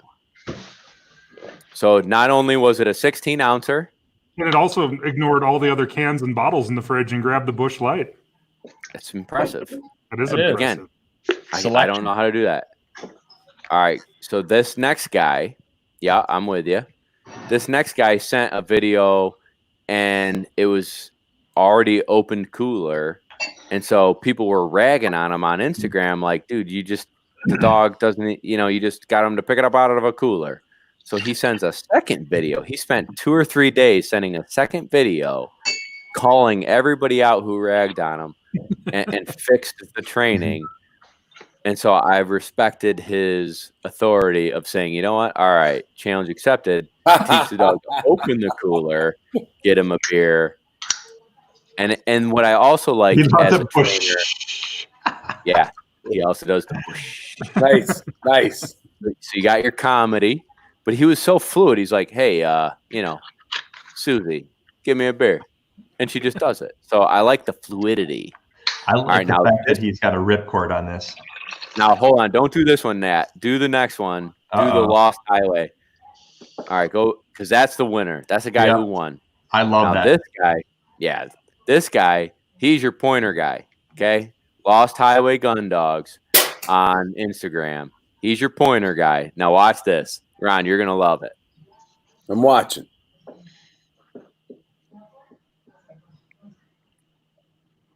All right, so they're running the field. They're hunting. Is this the one where one of them's gonna? All right, so we got one locked up right there, locked up on point. This one comes around and backs the other dog. There you go. So we got a point and a back, and he Bush comes can coming out of a launcher. Oh, so he's talking right now. Here he comes. He's got his lab, who is gonna flush, but he's just talking. Boom. Nice. That's my winner right there. That is, yeah. Isn't that awesome? That's so slick. That is perfect, man. That's so good. That's so good.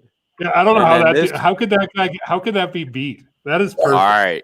So this is the winner right here. This is the winner. Okay. So you got a Bush Light jerk string for duck hunting, right? Bush Light jerk string. You got Bush Light Mojo. This is all production here. These guys worked real hard. Here's falling out of the sky.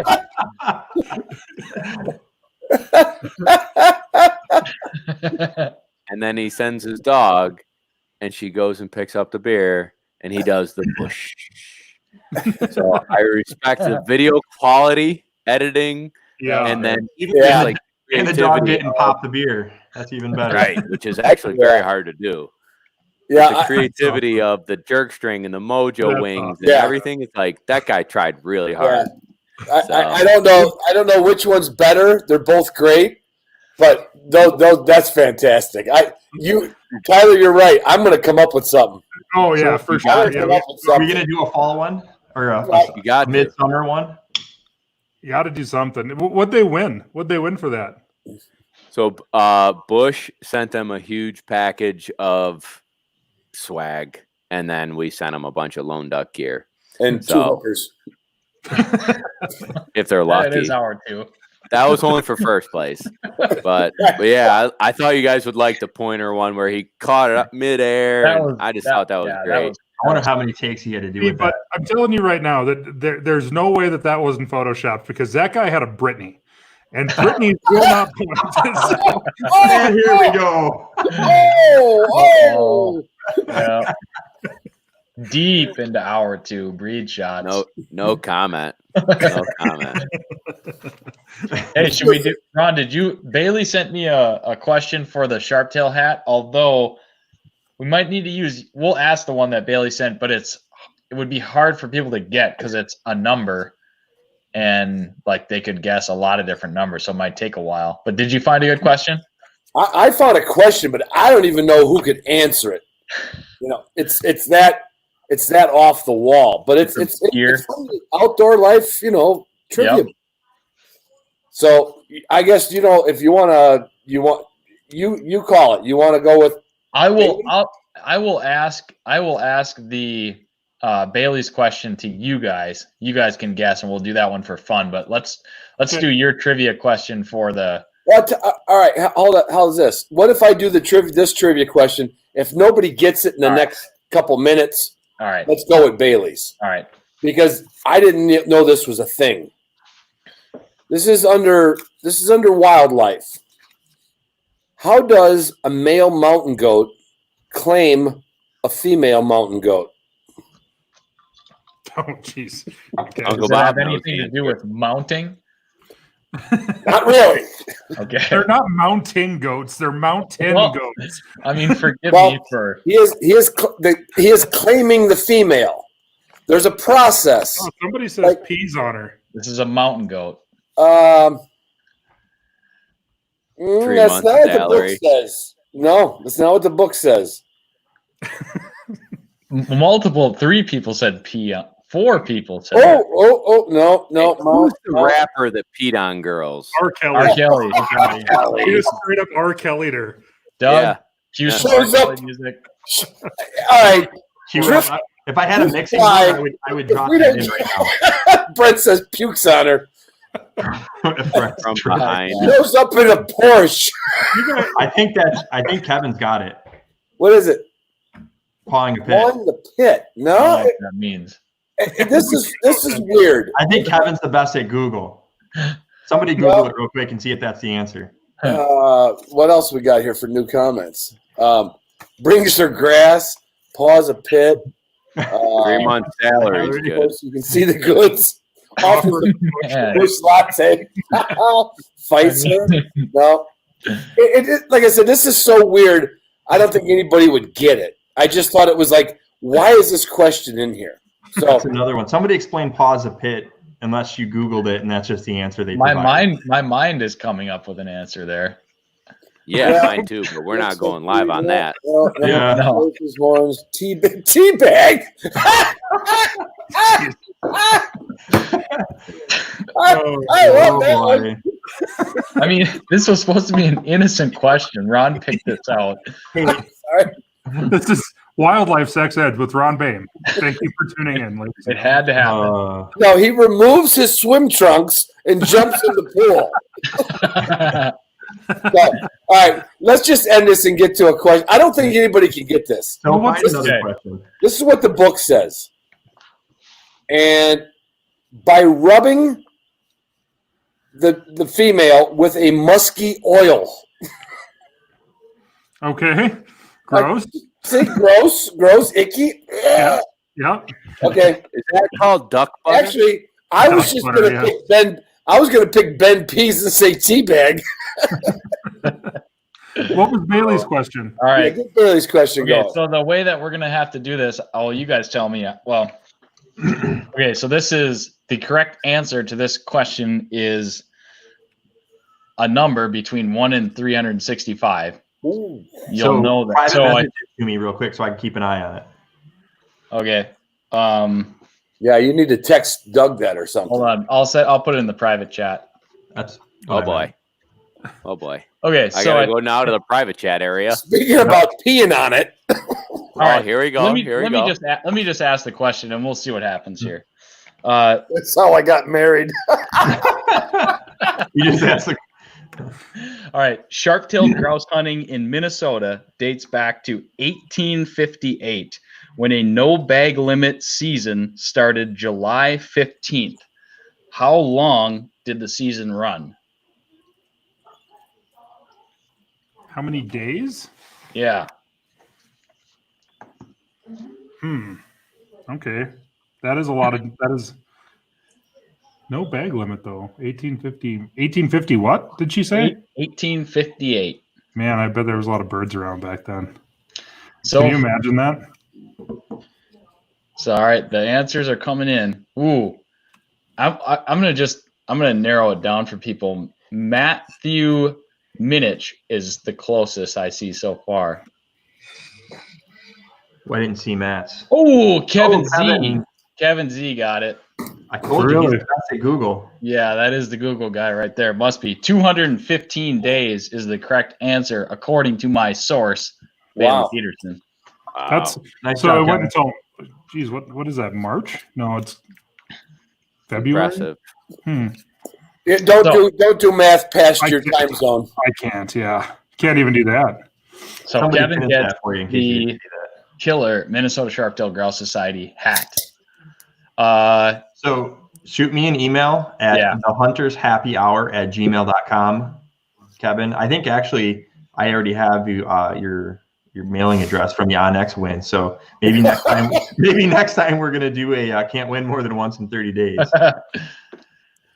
We might have to figure out shipping to Canada because I think that's pretty. He actually has a sister that lives 20 minutes from me, so Oh, we can okay. just ship it. That way. Brings it to him at Does she have an Christmas. older sister? That's right. What's her mother look like? It'd be more like your grandma, right, Ron? Oh, As long as she doesn't have a beard. one word. There you go. Shit's getting weird now that I mean, it's everybody's kind of getting this reality check of what their spouse actually looks like when they're not going to get to go and get their the old wax job done every week. Probably getting pretty ugly over there in some places. You ugly. Oh boy. We have 12 minutes to go. Bob, can you tell us when did you start your podcast and kind of get why did you guys start that? Kind of what's your backstory on that whole thing? Just to kind of end this. We're getting serious again? Have to for a minute, yeah. We'll get into a shit show after again, so don't worry. All right. So the podcast is called Lone Duck's Gun Dog Chronicles. It's something that I had thought of for a while and something that I wanted to dabble in. And one of the things that got me into this game, so I'll give a 30-second overview. I started a t-shirt company. I started a hat company. I sold out of a truck. I used to have two Tupperware things, and I'd drive south from New York to hunt tests all over the country. And then I bought an 8x12 trailer, and I sold e-collars and wingers and t-shirts and hats and leather collars, and I met all these great people. And one of my favorite parts about traveling and learning from these guys was the conversations we have. I'm sitting in a chair watching them run a dog, and the questions that we're getting on this podcast. Hey, my dog pops at 200 yards. Why does it pop? Or why can't I get my dog to do this? Why can't this happen?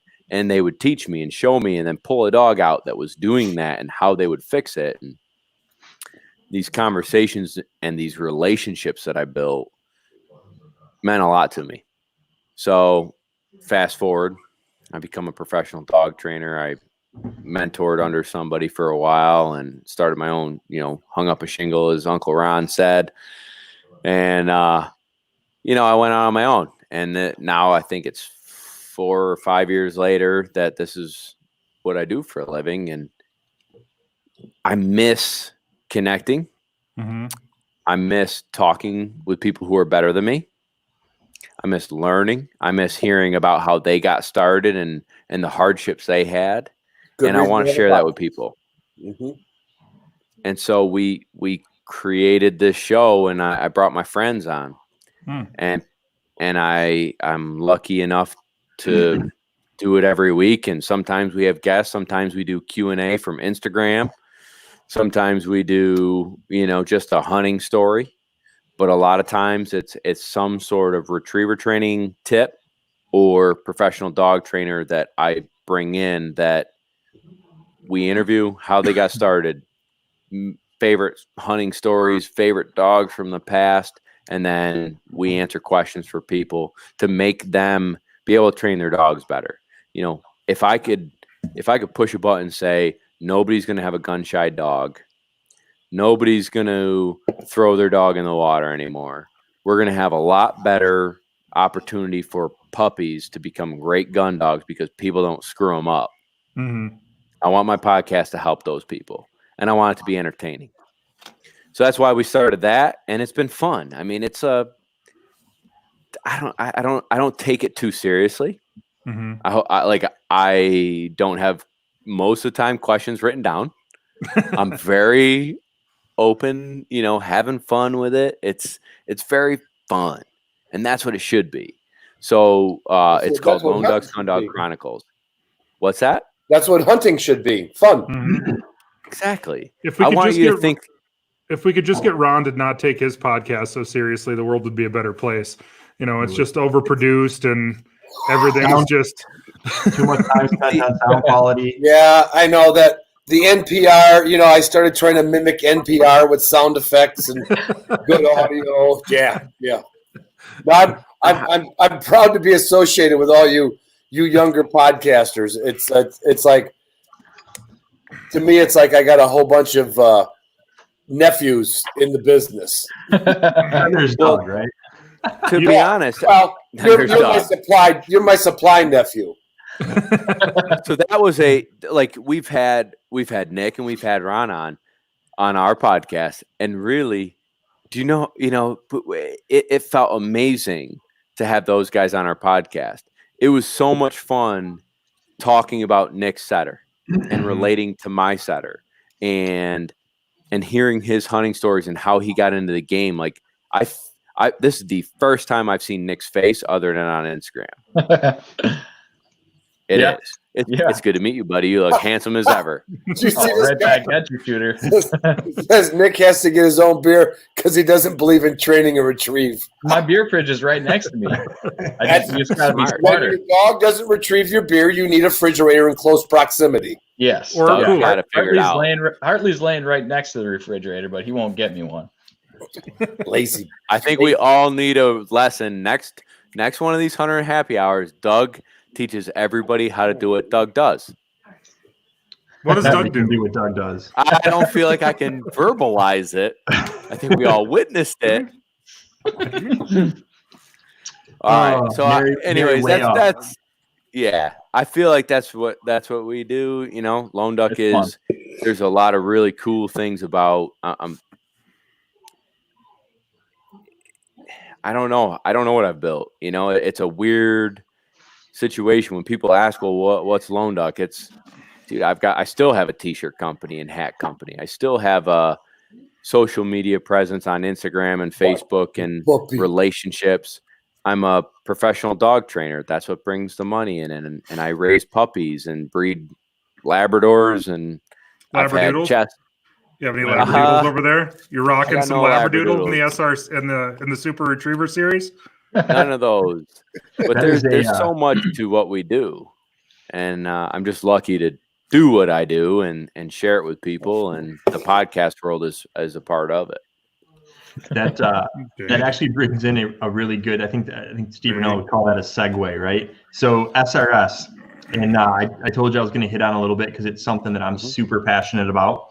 So I did listen to your podcast. I know that your goal was to finish in the top 12 when you were running in the SRS. Didn't have that same luck or hit the goals that you wanted to, but you did say that you were going to approach the training process a little bit differently. So have you, I guess, are you going to go back to the SRS? Do you think that's something that's still kind of in your long-term vision? And again, I'm asking this because that is my goal of getting to with this pup that I have. And what have you done differently, or have you done differently in your training process to start to prepare yourself for that? Because it's some pretty wicked stuff. I've been watching it online and for a while now, and it's scary to even think about. Right. So I would say anybody who hasn't watched it, the Super Retriever series, you can find some stuff on YouTube. You can follow them on Instagram. And I think if you follow them on YouTube, you can actually watch what we do. And what we do, I loosely mean me and my dog, because she shit the bed. But you got up and played, though. So against dogs, right? Some of the best dogs in the country. Hey, that's like stepping into the octagon. You stepped into the octagon. You did it. You stepped up. Yeah. It was very humbling, and so I'm going to be unhumbled for a second so that I can re-humble myself here. I have a very talented dog. She's 5-6 years old. She passed the Master National, which is the AKC's hunt test, like the NAVDA Invitational. She never made a mistake. She never handled on a mark. She ran beautiful blinds. Yeah, prize 204. She was money, baby. She was fantastic. She's an exceptional animal. And I mean it wholeheartedly because I love her.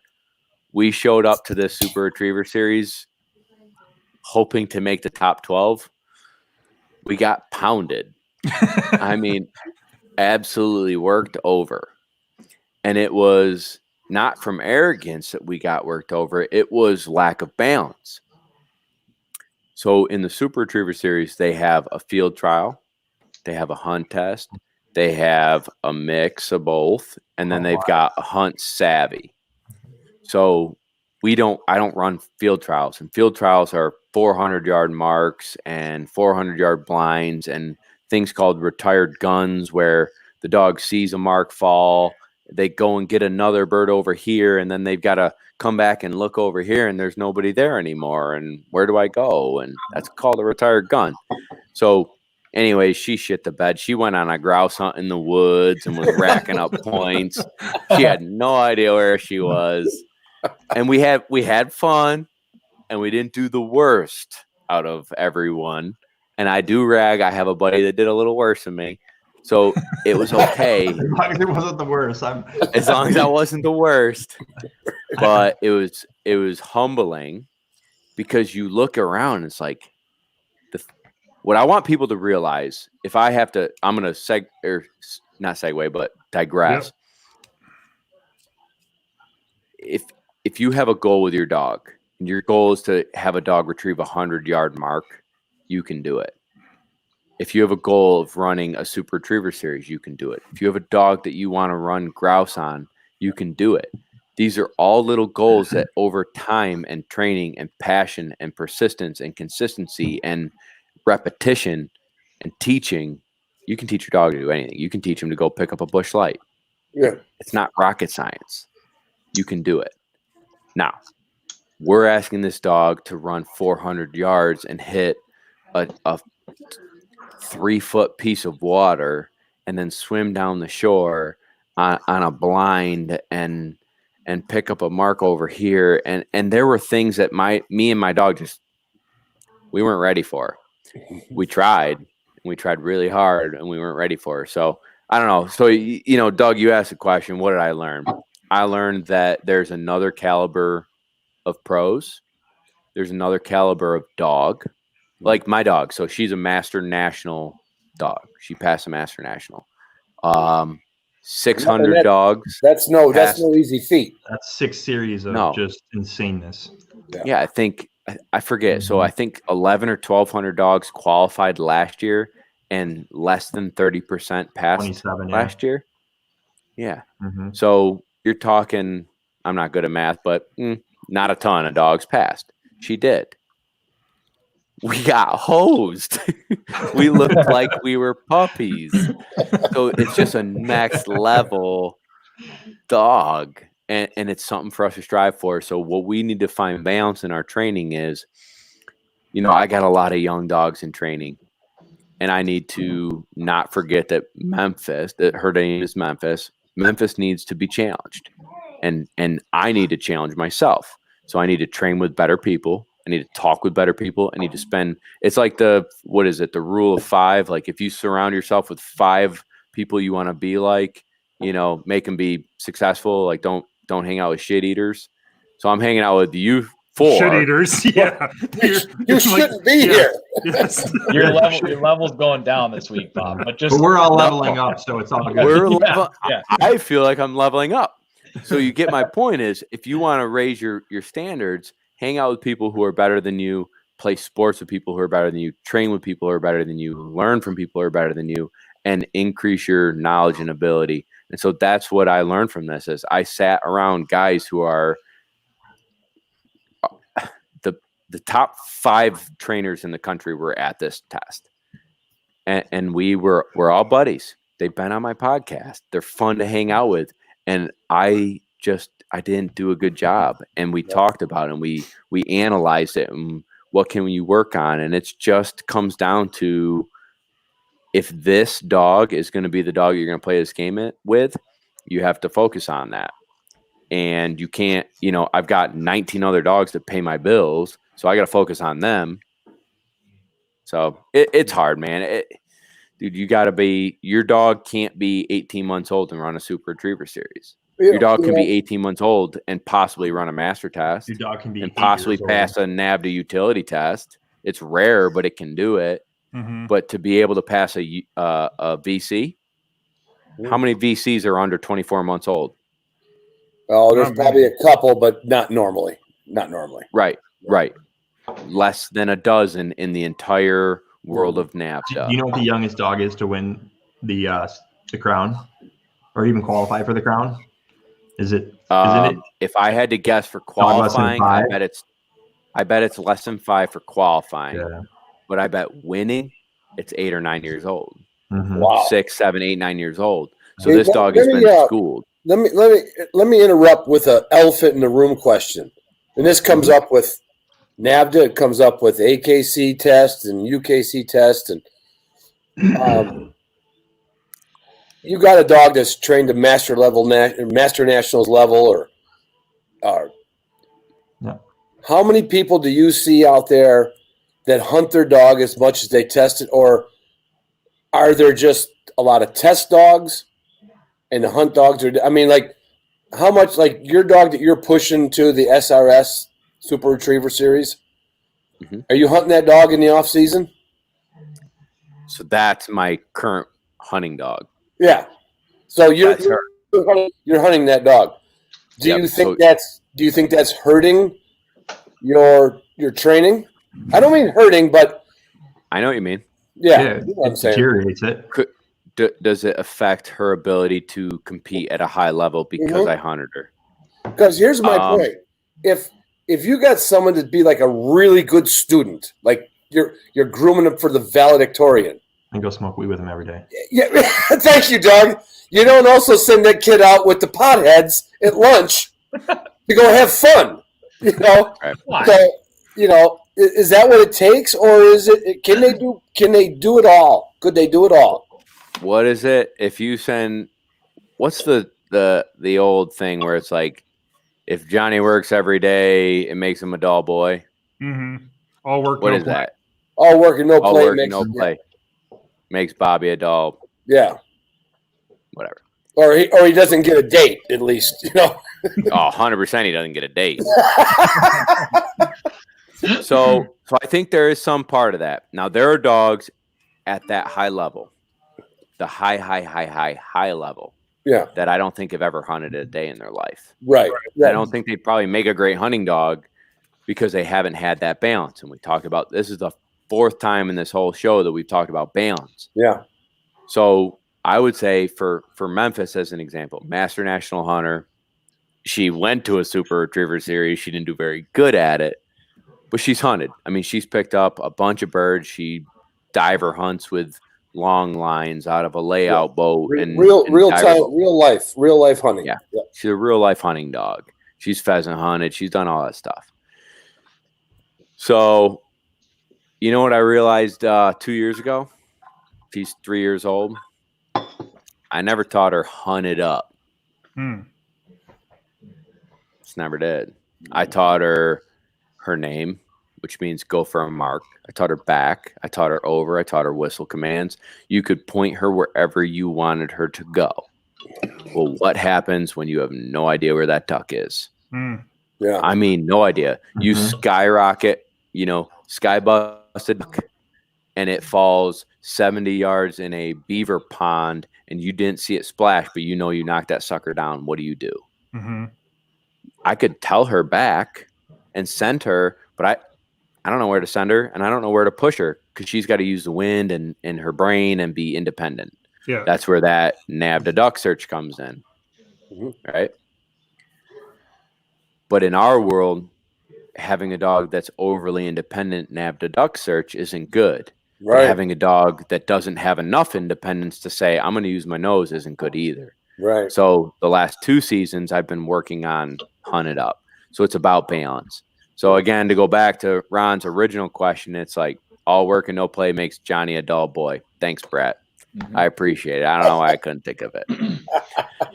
And I would wonder if that's, having a strictly field trial dog that there is no, I mean, they strictly work those dogs to be very dependent type dogs. There is no independence that is ever given to them. There's no upland, there's no hunting. When you put them in the scenario of the SRS, they may not do as well as say a hunt test dog that is forced to, that does some hunting, does some hunt tests just because, they may be badasses in marking and stuff. But when you put them in something outside of what they're only trained to do, they have no skill set to help them achieve that. Sure. That test. Now, so again, there's schools of thought and there's all examples, right? There are dogs that have won the Super Retriever Series Crown Championship that have hunted with their owner every hunting season, picked up thousands of ducks. They also have been trained the rest of their life with a pro, or their owners are extremely talented, and they've done a ton, right? So I think we can err on one side where I agree that if you're going to run field trials and you're going to run these events, it's easier to have a dog that's under control than one that's going to use her nose and independently hunt and say, screw you, whatever. Yeah. But you need to have a dog that is flexible and resilient enough to play that as well, where I'm going to kick them loose and do it. Yeah, once again, balance. Thank you, Alan. So, I don't know. Let me just end by saying the Super Retriever Series is super hard. That's why it's called the Super Retriever Series. You're mixing field trials, the best of the best. I mean, Memphis and I ran against a Canadian national field champion, the #1 dog in Canada. #1 dog in Canada. You went to the Boston Marathon with one leg. Yeah. And guess what? There's a really inappropriate joke to be made there, and I'm not going to make it. But you shouldn't use the Boston Marathon as that example. I'm just my bad. My bad. That's far from the worst thing we've said on here. That's true. Right. I'm going to tell you, whoever starts the less than average retriever series, I'm in. Super Retriever, not me. Yeah. I'm thinking about the less than average hunter competition. I'm in. Above average drinker, but less than average. All right, how about this? The person who can drink the most alcohol and he'll get up and hunt in the morning. That's not me. I might get the championship crown right here. Not me. Shoot me a message tomorrow at 3:30 when I'm up turkey hunting. Leave them turkeys alone. Hey, crack a fresh one right now, Bob. I'm all out, buddy. I drank everything I brought. I drank. I don't know, guys. Are we gonna let that slide? You only drink 2 or 3. Hold on. See, you need to borrow Doug's wife for a little bit, and I know. Send her over here, bud. No. Send me a picture first, and then send her over here. And there's the middle finger again. There you go. Good. I thought we were on mute. This was just us. This is it's just us now. Right now, 125 of our closest friends. But all right, guys, I think we're going to call it quits just because we are getting to that 2 hour and 10 minute, and I know Tyler's got to go let puppies out. I'm hoping I don't have shit again in the mudroom again because it's. You will. I had them out before I came on. Yeah. So, does anybody have any chance. final thoughts before I close us out here? I just got to tell Bob. First of all, I'm highly offended that I haven't been on your podcast yet. That hurts me in a very, very deep way because these two. I was going to wait to the end to throw that out, but you just took my clothes. Doug is probably going to be on there before I am. But now I'm definitely not going to have you on. Fair enough. I get it. Man, things that you guys can get those dogs to do is truly incredible. Like those 300, 400, 500 yard blinds, whatever. I mean, I can't imagine the work that goes into that to get them to do it consistently. And as just kind of my last thought, do you ever think that you maybe took a wrong path in life and should have just been more of a hunter and less of a trainer? Because it sounds to me like you guys are completely nuts. Like, I mean, you guys got to, I mean, I can't see 500 yards. How in the hell am I going to get a dog to go over there and pick something up? I can't get my dog to like quit licking its balls for 5 minutes, let alone go and pick something up a half mile away. Well, I don't blame your dog. Me either. If I could do it, I wouldn't be here. Because if I had 5 free minutes, I'd be doing that too. Yeah, if I wouldn't be on camera, I'll tell you that. Well, maybe. No, you never know. I'll tell you what, man. I'm super lucky doing what I do. There are days that I wish I could sleep in. Yeah. But I also have dreamed of this since I was 5 years old. So I didn't know I wanted to be a professional retriever trainer since I was 5, but I knew I wanted to work with dogs and be around dogs and spend time with guys like you. I mean, let's get serious. It's Friday night and I'm hanging out with good people. You know, I'm tired of this COVID, so let's all get out of this and be able to do this in person. But if it wasn't for COVID, we also wouldn't be doing this. So maybe a little cheers to that. We haven't done a social in a while, so I'll. I know. Well, I'm all out, so I'm just gonna sit and pretend. Salud. Drink faster than all you, or didn't have enough reserves. Ron, but no, he got the full reserve. I don't come to a gunfight with a knife. Well played. But I'm just thankful that I get to do what I do, and I would like to continue to grow my business and see where the world takes us and be a resource for people to train their own dogs. If they want to send their dog to me to train them, I'll do it. If they need a puppy, I'll do it. If they like to have fun doing stuff like this, I want to be a part of this stuff too. And I enjoy and appreciate the 4 of you guys having me. I mean, this was a blast. Yeah, for sure. Name of the podcast one more time. Lone Duck's Gun Dog Chronicles. Check it out, everybody.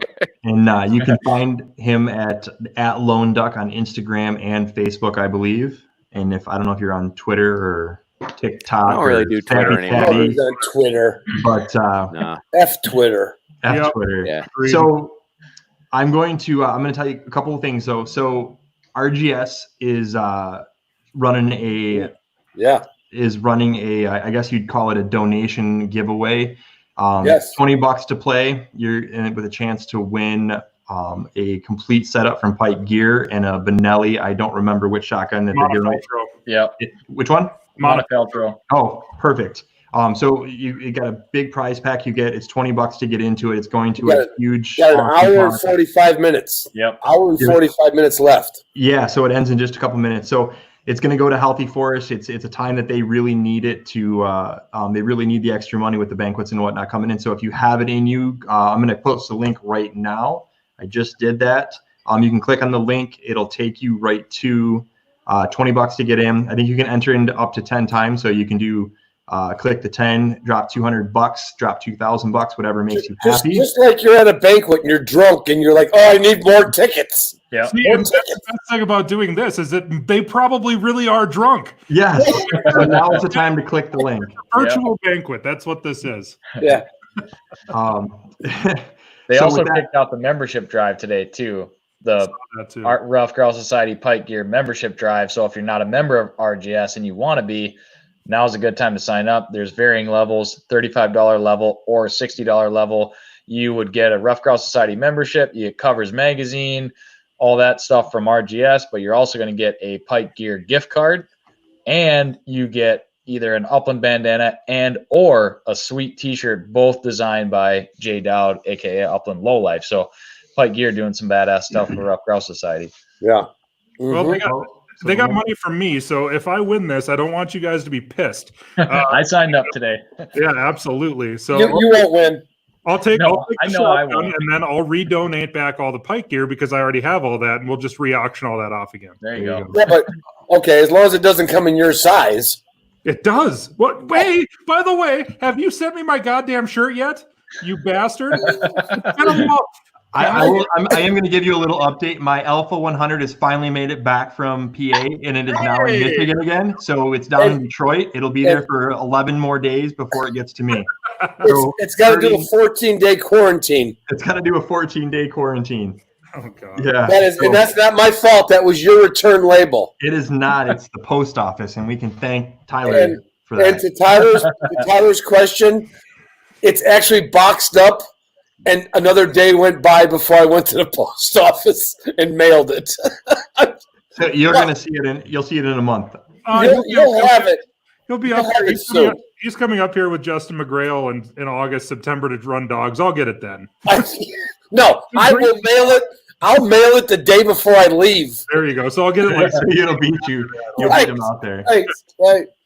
All right, so we need a question of the week, Bob. Give us something that we can have them comment after we end. So what's something that you want to ask everybody, and we'll see the comments afterwards. Oh, all right. What do I got to do? Give me a question of the week. Who's panicking? Give us the question. He was not warned about this. He was not. I'm going to pull a Gary Vaynerchuk and put you on the spot. You can't take 20 years.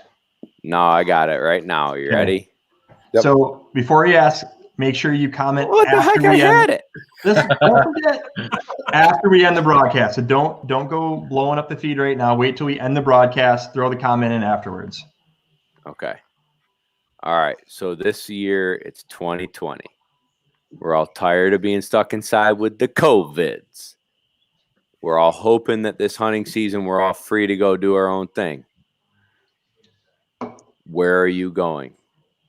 You've always wanted to go there. Where are you going, and what are you hunting? Cool. That's what I want. Your bucket list, place, and species. Sweet. Good. Love it. Good way to end it. Thank you guys all for joining us, and we will see you next week. Cheers, everybody. Thanks for having me. Salud. Thanks for being had. I was waiting for Ron to give us his closing, but I guess he's failed. So I didn't do it. Yeah. I was going to say when Bob said, "Is it still live?" Yeah. Oh well, I was gonna say when Bob said where y'all go, we said we're all going to Tyler's. Yeah. Basically, yeah. All right. We'll see y'all later. Bye bye.